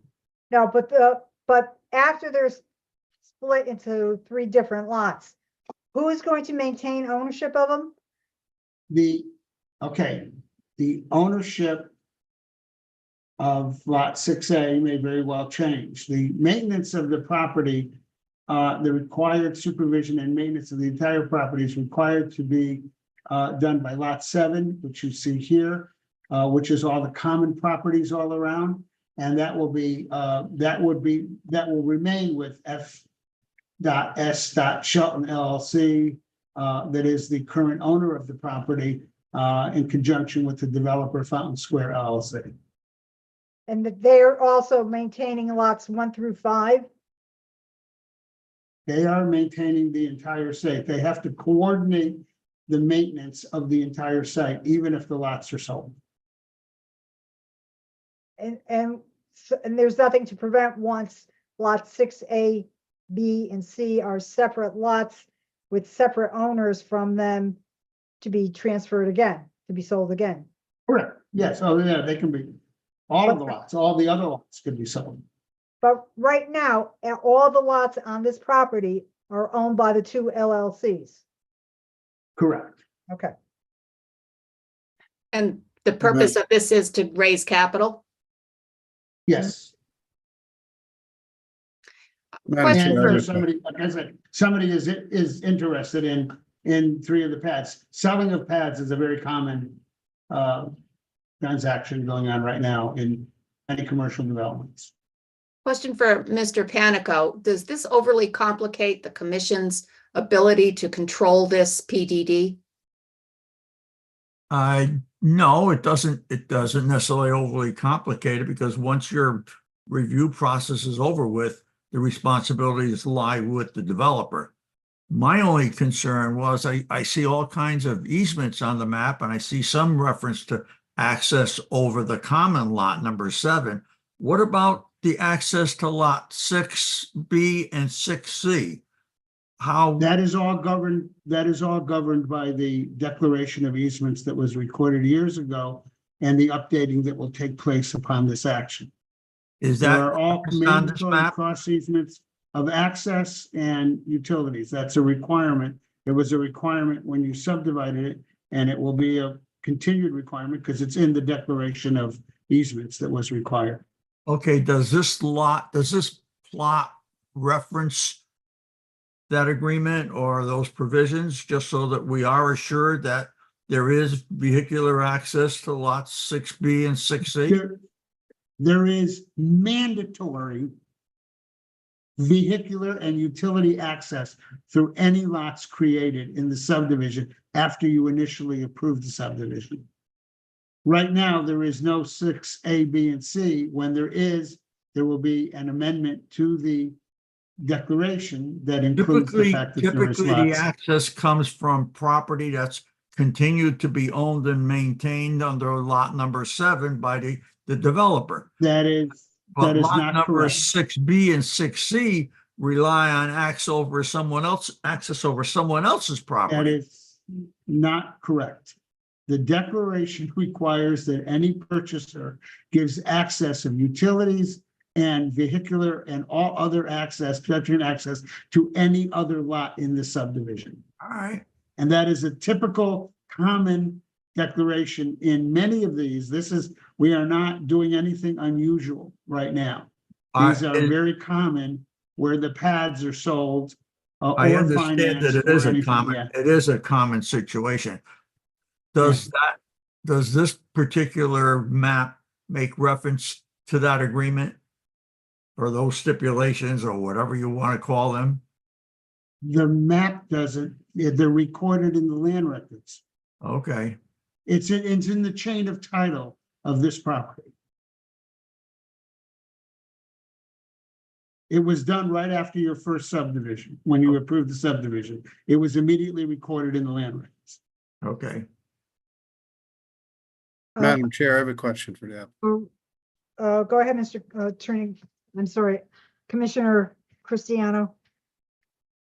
So just looking at the way the traffic pattern would flow from, what is that, 6A? to the- Commissioner Cristiano, Yes, second thought, because we have a full commission tonight and you're not seated, alternates cannot ask a question. okay. Okay, sorry. I thought they could always ask a question. We had a discussion with Corporation Counsel about that, and it was advised not to at this time. Oh, okay. So, do any commissioners have any questions for Attorney Thomas? I was just wondering personally, does this situation of selling pads exist in any other shopping center in town? Such as Shelton Square that you might be aware of, because, you know, the I'm bank. sure it does. We did it down on River Road. You did? Yeah. We have made subdivisions of this nature Yeah. for financial purposes Oh, elsewhere. okay. All right. Yeah, I did it for PDD 72. And the rear portion of that is with full access is owned by a medical office building REIT. That's I did where it Parker for Restaurant is. Ivy Brook. It was also done for the PDD with across the street from here with the Chili's and Longhorn. The rear, it was subdivided and the rear property is owned by the hotel. It's done all of the time. Okay. It This very is a little more common thing. complicated though, Attorney Thomas, with all due respect. This is a little more complicated. We got a lot of buildings going on here. You got a lot of different lots. You've got signage issues. There's a lot more going on here than just a simple split. So let's call this what it is. I'm not saying there's anything wrong with it. I'm just saying that this is not just a simple split.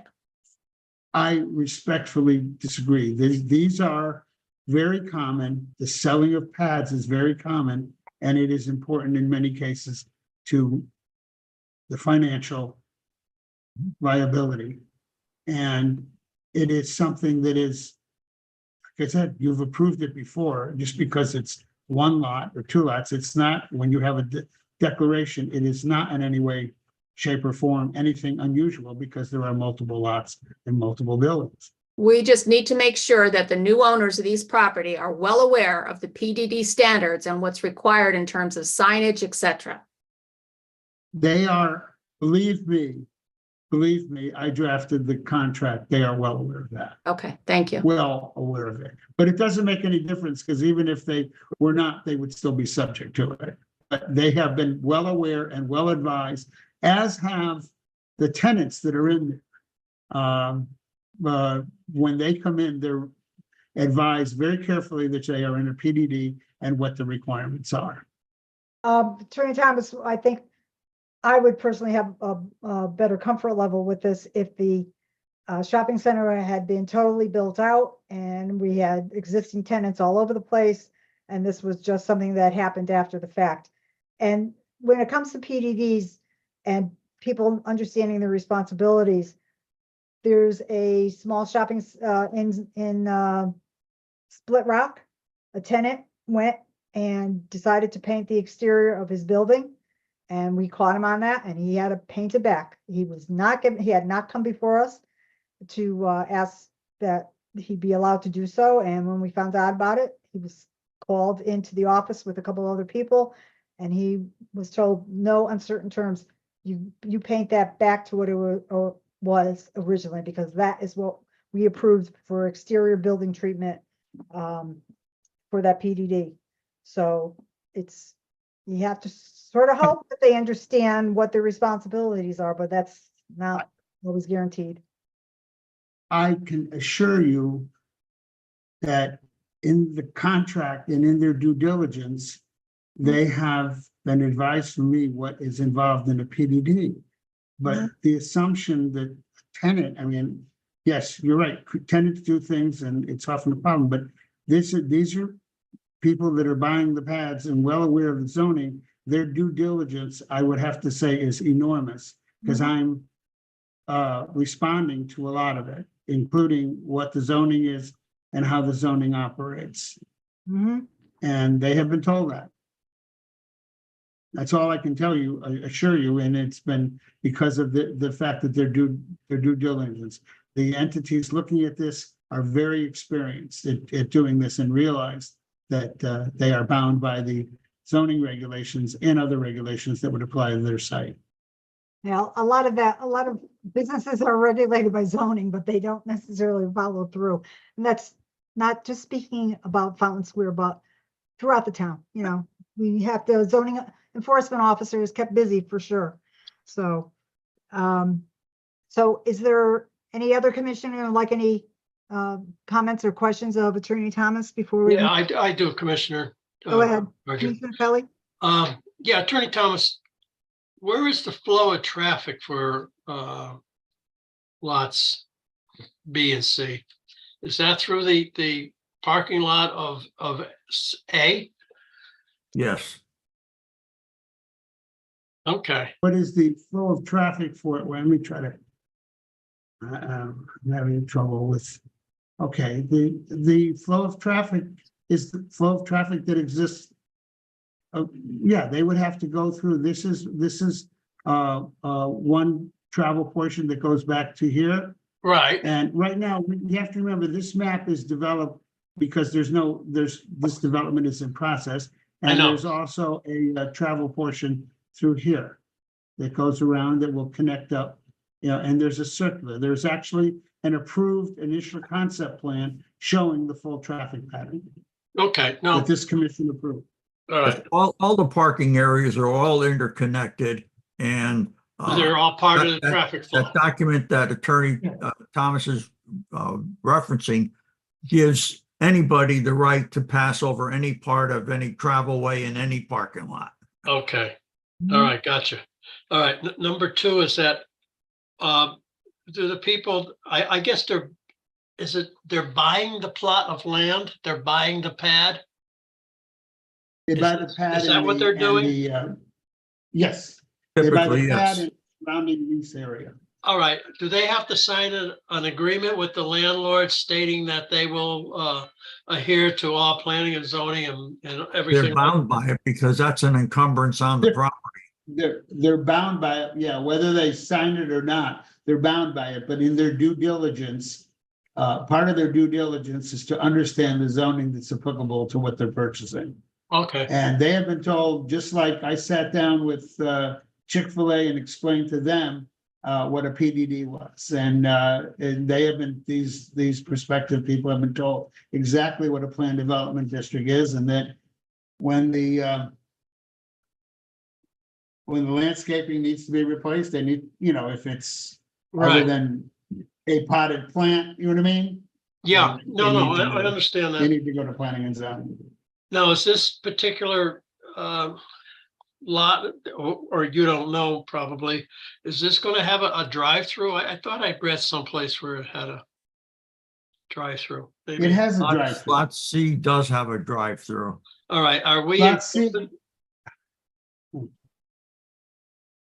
Yeah, we're not here with any use, this isn't involve any use situation. Okay, Lot right. C, lot 6C was approved for a drive-through. It's not Alright. shown on here because it's not built, under concept plans only. Lot Alright. 6B was approved for Yeah, the that was way back when. Goddard School. Right, yeah, lot 6C was approved with a concept plan that did have a drive-through. If someone came in, I mean, and one thing you gotta remember, the entire parcel could be sold tomorrow, you know what I mean? Right. But this is what happens in this situation. A lot of times appropriate pads are purchased. And the same as the individuals who bought the medical buildings for REITs. Mhm. Yeah, It's okay. exactly All right, fair similar. enough. Thank you. Exactly similar to it, yeah. okay. Thank you. Any other questions for Attorney Thomas?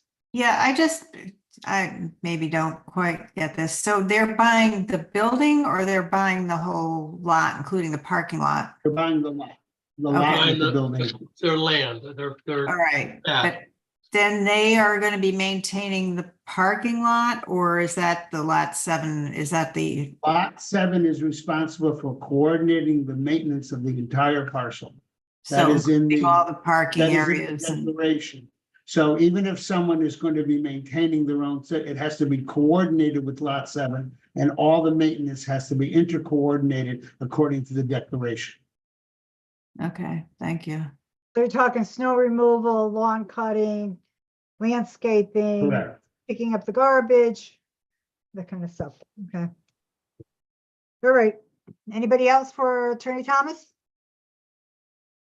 Okay, if there aren't any further questions, then we'll move into the public portion. If there's anyone from the public that would like to comment on this particular application, please use Zoom's raise your hand feature or dial *9 on your phone to be identified. And we'll start with any elected officials of the city.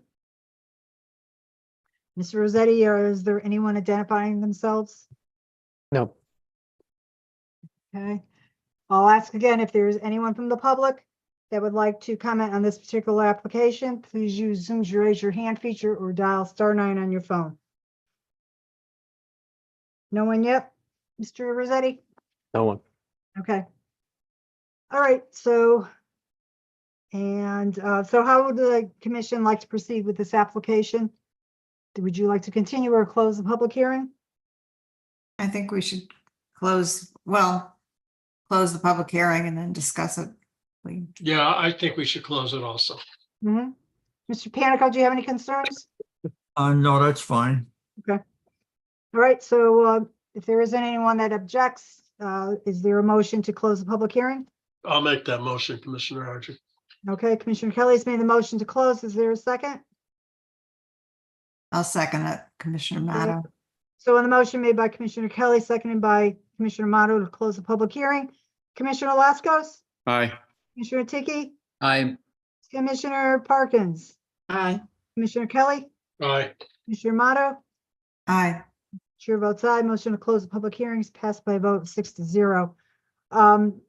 So what's the commission's preference? Would you want this to be discussed this evening or being put on an agenda of an upcoming meeting? I don't see any problem with it personally, and I think it'd be easier to discuss it now while it's fresh in our minds. Mm-hmm. I agree with that. Mm-hmm. Okay, so what's the feeling of the commissioners individually? Are you in favor of having this go forward as a improved application? I just want to make sure all the documents that Tony Panico referenced are conform to what he was asking, so. Mm-hmm. Okay, Mr. Panico, would this require a formal resolution? I don't think so, no. So we could do it on a voice vote tonight, contingent on the documents that Commissioner Parkins referred to are on the land records? Yes, you could take that action. Mm-hmm. Okay, is there anyone else that wants to comment before hearing a motion? Just could we, if I understood it, This is all part of the PDD documentation. It should be. So I don't know what we're. Well, if the PDD currently documents one owner, it would have to be Yeah. added that there's now however many owners. Did I hear Attorney Thomas say that there would be as soon as this gets approved, that would be added to the To the record? land records, right? Yeah, Oh, those documents are in place. they're in place. They That's apply today. Any restrictions that are on this PDD for this particular present owner would flow to the owners of whoever owns the 3 pads afterwards. It's not questionable, it's mandatory. Yeah. Yeah, okay. Well, So- yeah. So any restrictions now would continue on with the new ownership. Absolutely. Yep. So there's no resolution, Tony, that needs to be provided in terms of approving this that stipulate that they are bound by all conditions of the PDD, et cetera. I mean, I would hope that that's in the You can make that contract. stipulation, you can make that stipulation on your motion to approve it. Yeah, but aren't they bound already? Well, maybe through the contract, but we don't have access to the contracts. Well, it certainly doesn't hurt to say it that way. No, it doesn't. No, you're right. So, Mr. Panico, would it be acknowledging for the record that there are existing contracts for the entire Fountain Square, and any of the conditions in that existing contract would also be mandatory for the 3, whoever owns the 3 pads? There's documentation in place that addresses those concerns on parcels that have already been separated and developed and are owned by individual parties. Mhm. Okay. And that same assurance extends onto the entire PDD. Mhm. Okay. Therefore, Well, that's how it whatever should be happens, worded, right? the parking, the access, the maintenance, it's all tied down. Mhm. Okay. I think we just want to, There's no discretion on the part of the individual property Right. owner. yeah, we just don't want anything happening in the future. Just where- being overly cautious. We don't need to get burned. Sure. Yeah, we don't want somebody to skate out of their obligations, that's all. Okay, so is it the consensus of the commission that we take a motion and act on this particular? I'll make a motion to approve this. I'll second it. revision. Okay, so there's a motion to approve application 2030. 330, 330 330. from Commissioner Amato, seconded by Commissioner Kelly. So I'll do a roll call. Commissioner Laskos, Nay. nay, okay. Commissioner Tiki, Aye. Commissioner Parkins, Aye. okay, Commissioner Mato, Aye. Commissioner Kelly, Aye. okay, and chair votes aye. Motion has passed by a vote of 5-0. 5 to 5 to 1. 1. 5 to 1. Boy, I can't add tonight. 5-1, okay. So voting aye were Commissioners Tiki, Parkins, Mato, Kelly, and myself, and Commissioner Laskos was the nay vote. Okay. Okay, Thank you. Good night. good night. Right. Good night. All right, so we'll move on to the next agenda item, which is old business, application 2314 Daybreak Ridge. Public hearing for this application opened August 30th. Continuation was held September 20th and on October 18th to allow the applicant to respond to the fire marshal and city engineering reports. On October 18th, the commission heard revised plans and closed the public hearing. At our November 8th meeting, the commission discussed the application and came to consensus for staff to prepare an unfavorable resolution for consideration and action by the commission. And I'd ask Mr. Panico to read the resolution as Mr. Rossetti projects it on the screen. Okay.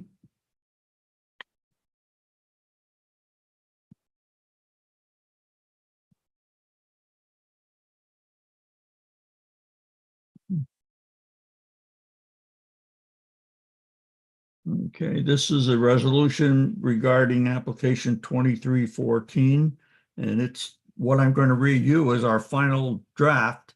And hopefully you'll discuss it. And if you need any changes incorporated, simply let me know and we can work that out. But it regards 23-14, Attorney Dominic Thomas on behalf of Key Development LLC for adoption of a plan development district and approval of final site development plans for an expansion of 28 townhouses to the 36-unit residential townhouse development on the 12.39 acre site at 85 River Road. That's Connecticut Route 110. Originally approved by special exception in a Residence R3 district.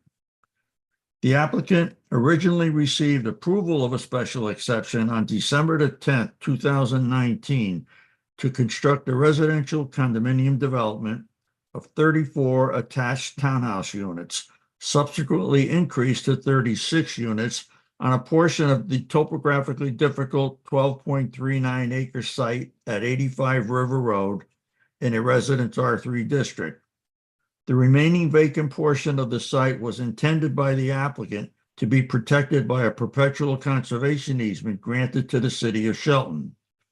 Now, the subject application number 2314 proposes to rezone the entire 12.39 acre site from Residence R3 to a planned development district to accommodate an increase of the approved 36 townhouse units to a total of 64 units by expanding development into the previously undeveloped portion of the site.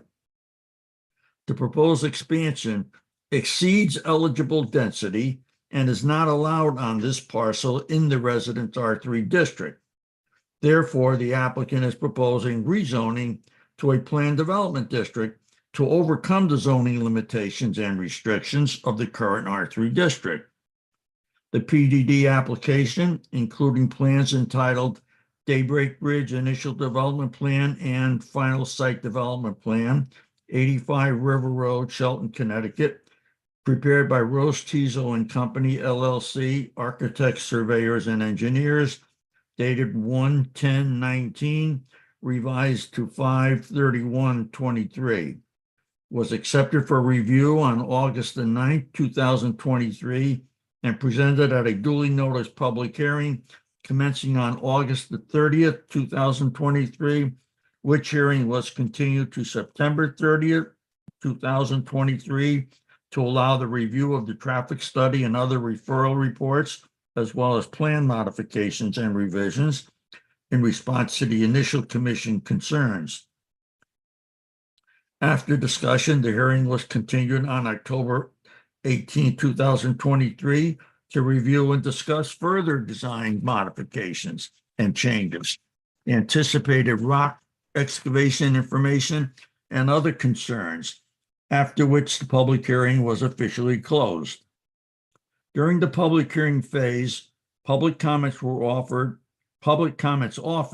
were from several area residents who expressed opposition, with concerns relative to traffic impacts on River Road, traffic concerns, wildlife impact, loss of trees and vegetation, potential school burden, and the absence of any benefits to the city.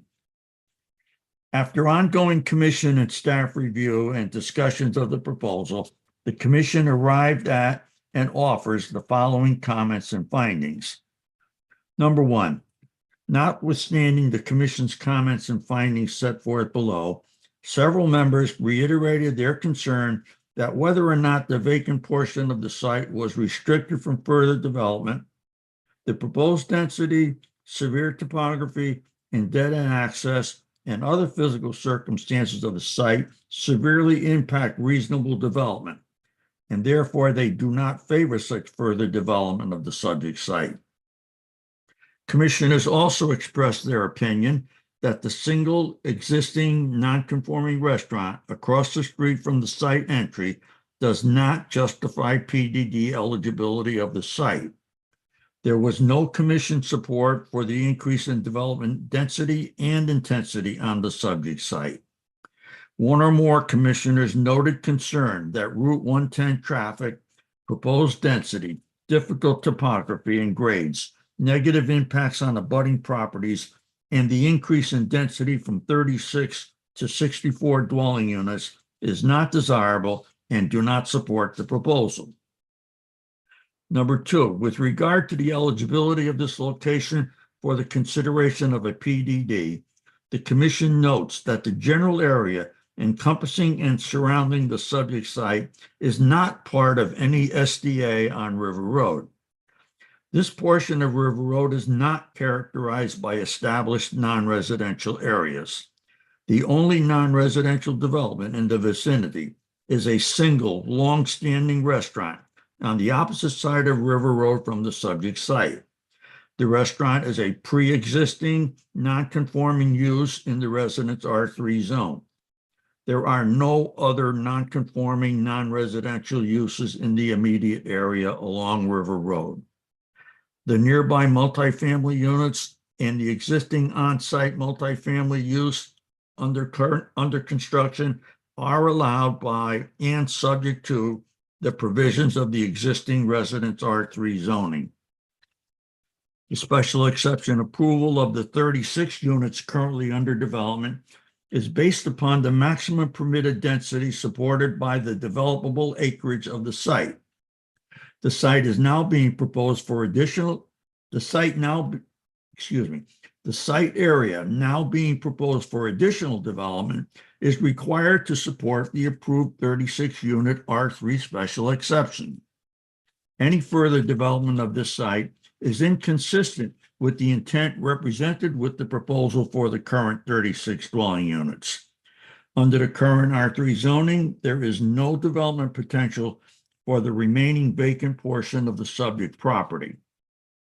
The subject proposal is to now change the zoning to a PDD and is solely to allow an increase in development density beyond that allowed by the special exception standards of the subject R3 site.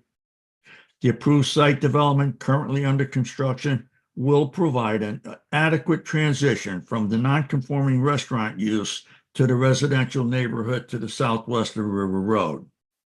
The proposed PDD development is not needed to effect such a transition. The existing conditions and the established development in the vicinity of the subject site do not appear to justify or satisfy the criteria set forth in paragraph 34.1 and 34.2 regarding the eligibility of the site for consideration of a PDD. 3, the commission is particularly concerned that the remaining vacant site area for development will necessitate significant regrading and rock cuts, in some areas as much as 40 to 45 feet. 4, as currently approved and under construction on-site, multifamily use is a permitted use in the existing R3 zoning of the site, based upon the approval of a special exception and compliance with the special standards of paragraph 33.6 multifamily residential developments. The conditions set forth in the regulations were satisfied and the approval was granted. The additional density currently proposed exceeds that allowable for the subject site under R3 zoning standards, necessitating rezoning of the site. The area of the site being excavated and regraded is separated from River Road by several single-family residential structures. The sole access drive currently serving the existing approved development has a 10% grade sloping upward and in the immediate vicinity of River Road, and provides dead-end road access to the approved 36-unit development. Further extension of this road to serve the expanded development as proposed will further increase this dead-end access to then serve the entire 64-unit proposal. 5, the commission acknowledges receipt of a traffic impact statement prepared by Ty and Bond Engineers dated August 28, 2023, who concluded that it is that in their professional opinion, the additional traffic generated by the proposed expansion of the approved townhouse development is not expected to have a significant impact on traffic operations or safety along River Road. The traffic report states further that the state highway is adequate to accommodate proposed traffic generation with sufficient sight distances in each direction, and that the driveway will operate with minimum queues and an acceptable level of service. 6, the commission also acknowledges that if approved, the dwelling units proposed would be served by the Shelton Municipal Sanitary Sewer System, connecting to the approved municipal sewer line serving the 36-unit development, for which an application to the WPCA was approved on March 13th of 2019. Water service is also available at the site frontage, and all utility lines will be located underground. 7, plans indicate that all units will have one-car attached garages plus apron parking spaces, as well as 32 additional parking spaces for residents and visitors. A total of 60 eligible spaces are proposed, in addition to bonus spaces in the form of garage apron space. Number 8, the fire marshal has approved the subject application, subject to conditions and stipulations. If the application is approved by the commission, the fire marshal will have the final say regarding locations of hydrants, improvements of turnarounds, and widths of fire lanes prior to any sign off on the plans.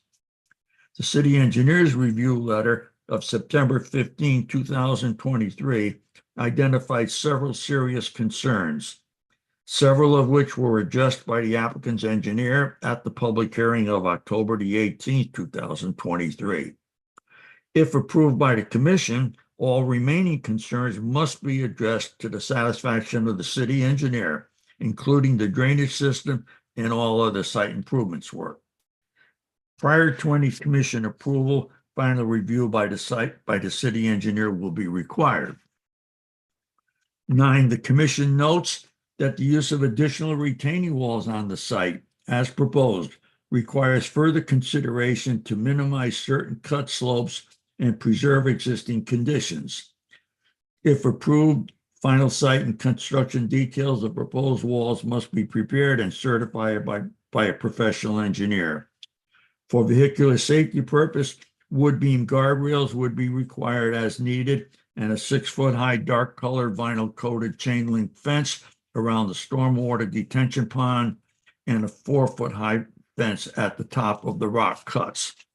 Final wall and fence details would be required. Number 6, the commission also noted the final detailed landscape plan as submitted is very sparse and in need of considerable revision and improvement. Details were not included as to how all disturbed areas of the site not used for buildings, drives, and parking would be appropriately landscaped.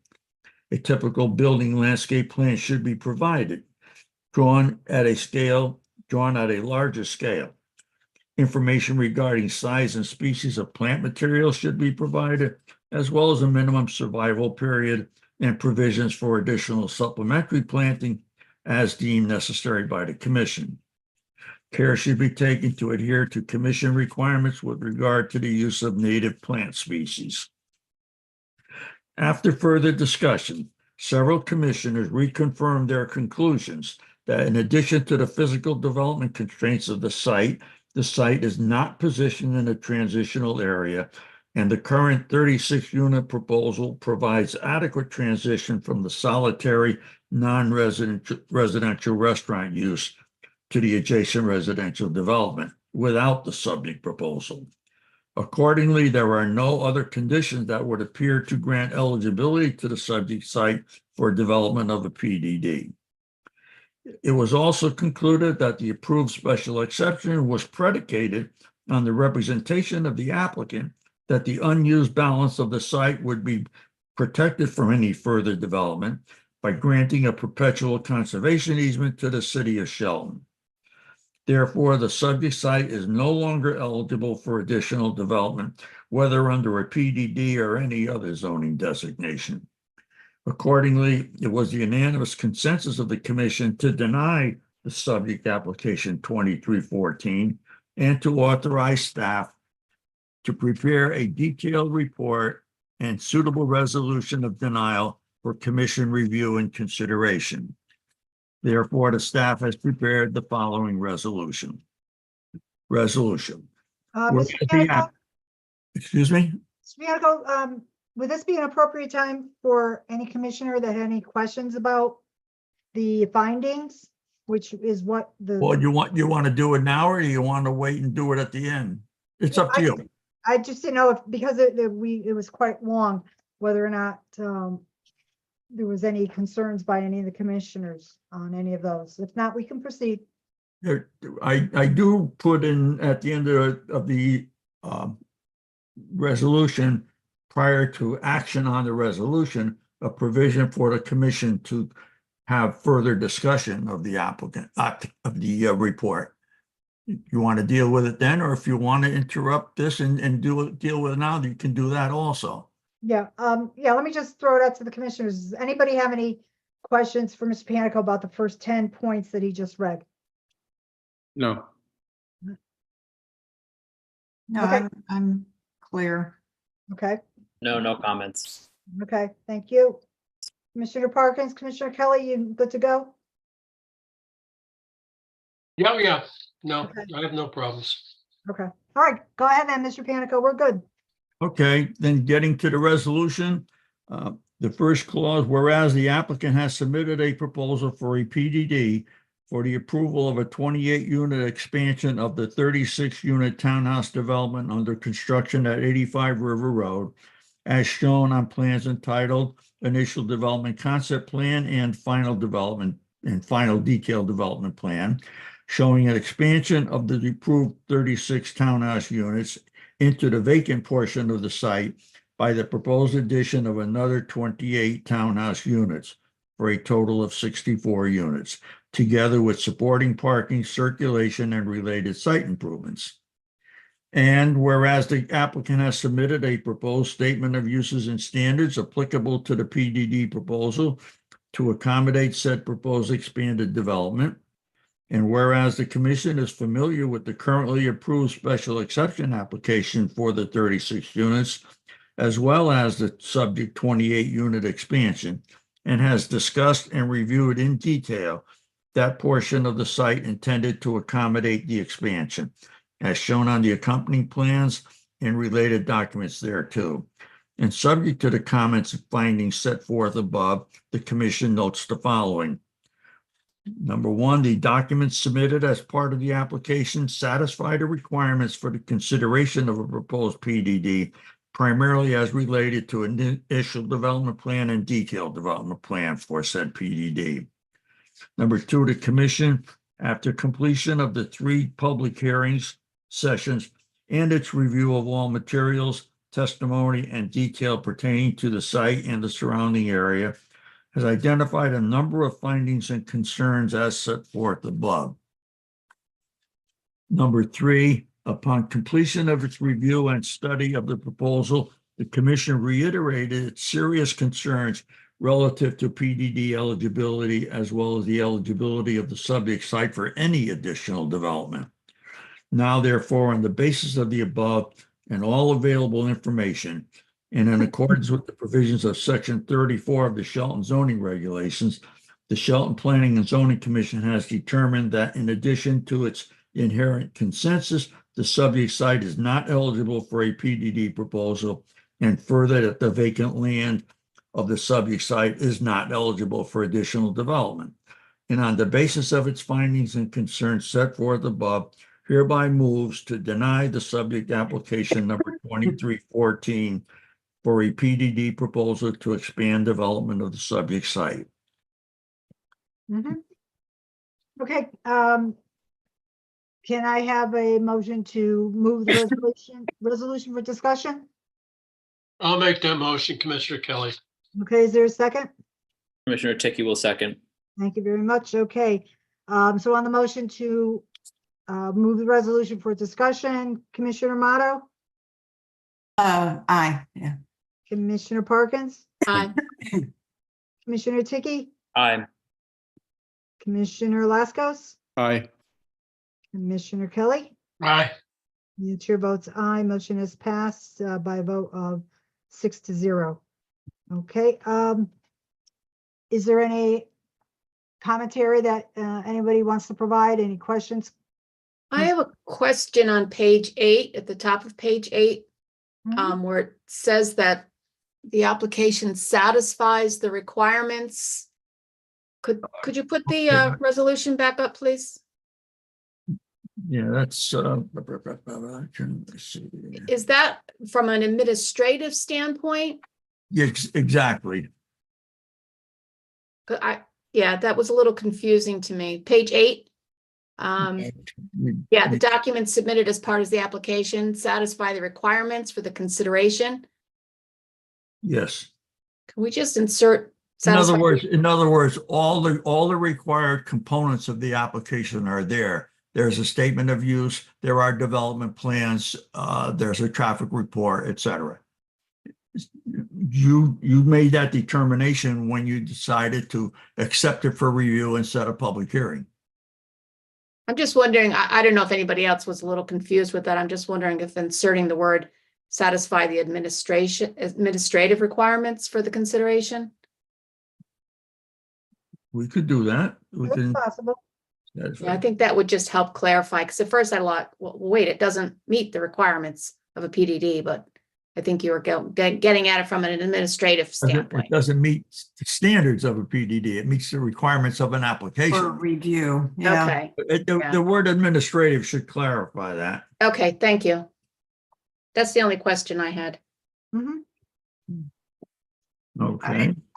I'll just comment. I think it's fairly simple and clear what our intention here was when we originally approved this, and that was to grant the maximum density for that piece of property and to do it by a special exception, because that would benefit both the developer and the town and that piece of property, to leave that upper portion untouched and to make the development easier for the developer, less roadway, less blasting and all of that.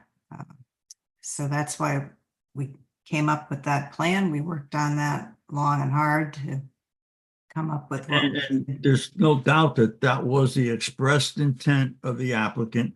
And further, even after the commission's decision was rendered, there were steps made in the direction of preparing a conservation easement.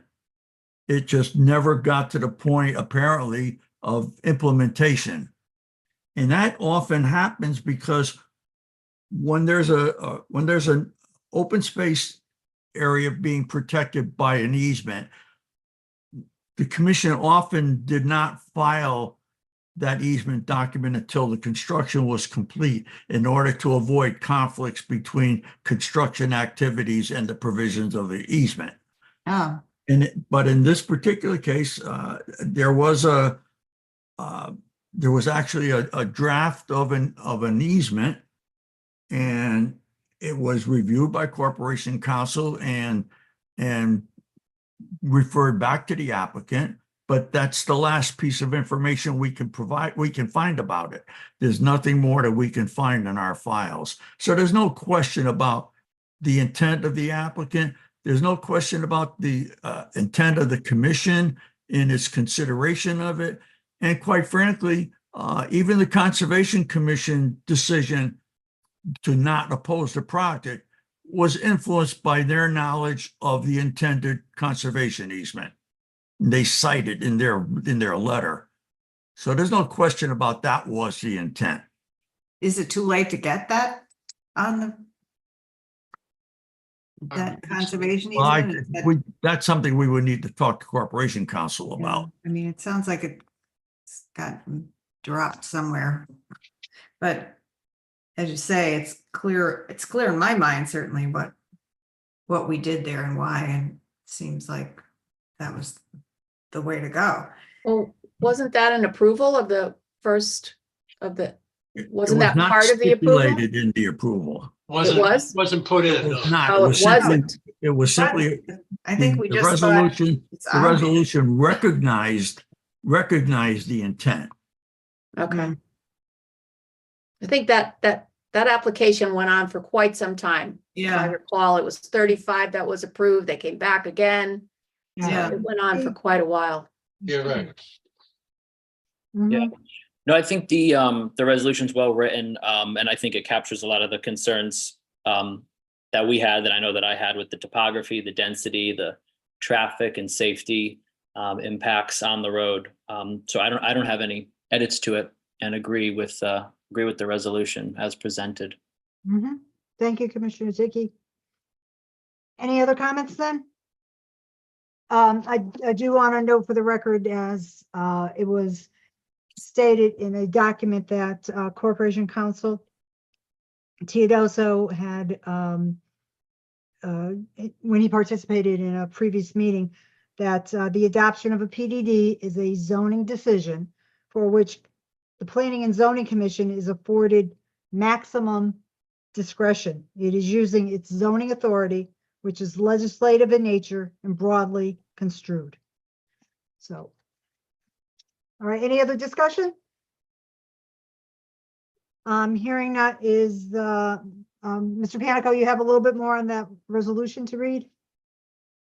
What I would simply say is that the commission noted that the resolution captures all the concerns and comments of the commission, confirming that the site is not eligible for a PDD proposal, and that the single non-residential restaurant use is adequately transitioned to single-family residential development, and that the area approved for the townhomes under construction. And the commission has expressed agreement that the site is topographically difficult and may result in adverse impacts on neighboring single-family development. The commission has reiterated their agreements with all the comments as stated. And now, there being no further discussion, Yep. All right, any other comments, questions, or concerns for Mr. Panico? No, Commissioner Ticky, I would motion for approval of the denial. Mm-hmm. Commissioner Kelly, I would second that.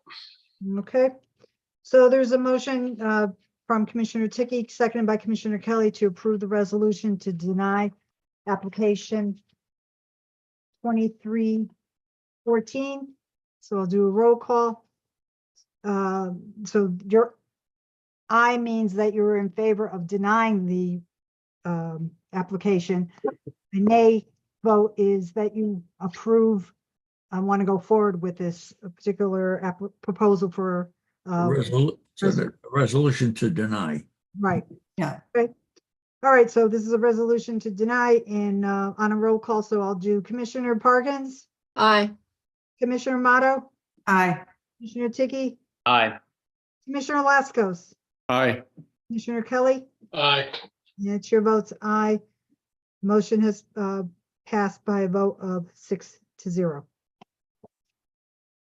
All right, we'll move on to our last agenda item, which is approval of minutes for January 10th. Is there anyone that has any comments or corrections for this particular? Chair, I have a question on page 4, under old business A. Was regarding Fountain Square. The last sentence states office building in Fountain for replacement with 145 residential units, including 18% affordable units. Was it 18% or 18 units? I don't recall. No, there was a percentage, I believe. Was it? Okay. Yeah. Yeah, that portion is taken from the original way that it appears on the agenda. Okay, just wanted to verify that. Mhm. Anybody else have any comments, questions, or concerns for the January 10th minutes? It's okay to me. Okay. All right, well, if there is. Make a motion to approve the minutes. Okay, so Commissioner Parkins made a motion to approve. Is there a second? I'll second. Okay, Commissioner Motto has seconded. So on the motion to approve the January 10th minutes, Commissioner Laskos, Aye. Commissioner Ticky, Aye. Commissioner Kelly, Aye. Commissioner Motto, Aye. Commissioner Parkins, Aye. and chair votes aye. Motion to approve the minutes January 10th is passed by a vote of 6-0. And seeing that there's no other item on the agenda, The chair declares this evening's meeting is adjourned as of 8:25 p.m. Thank everyone and have a good evening. Good night, everyone. Good night. All right.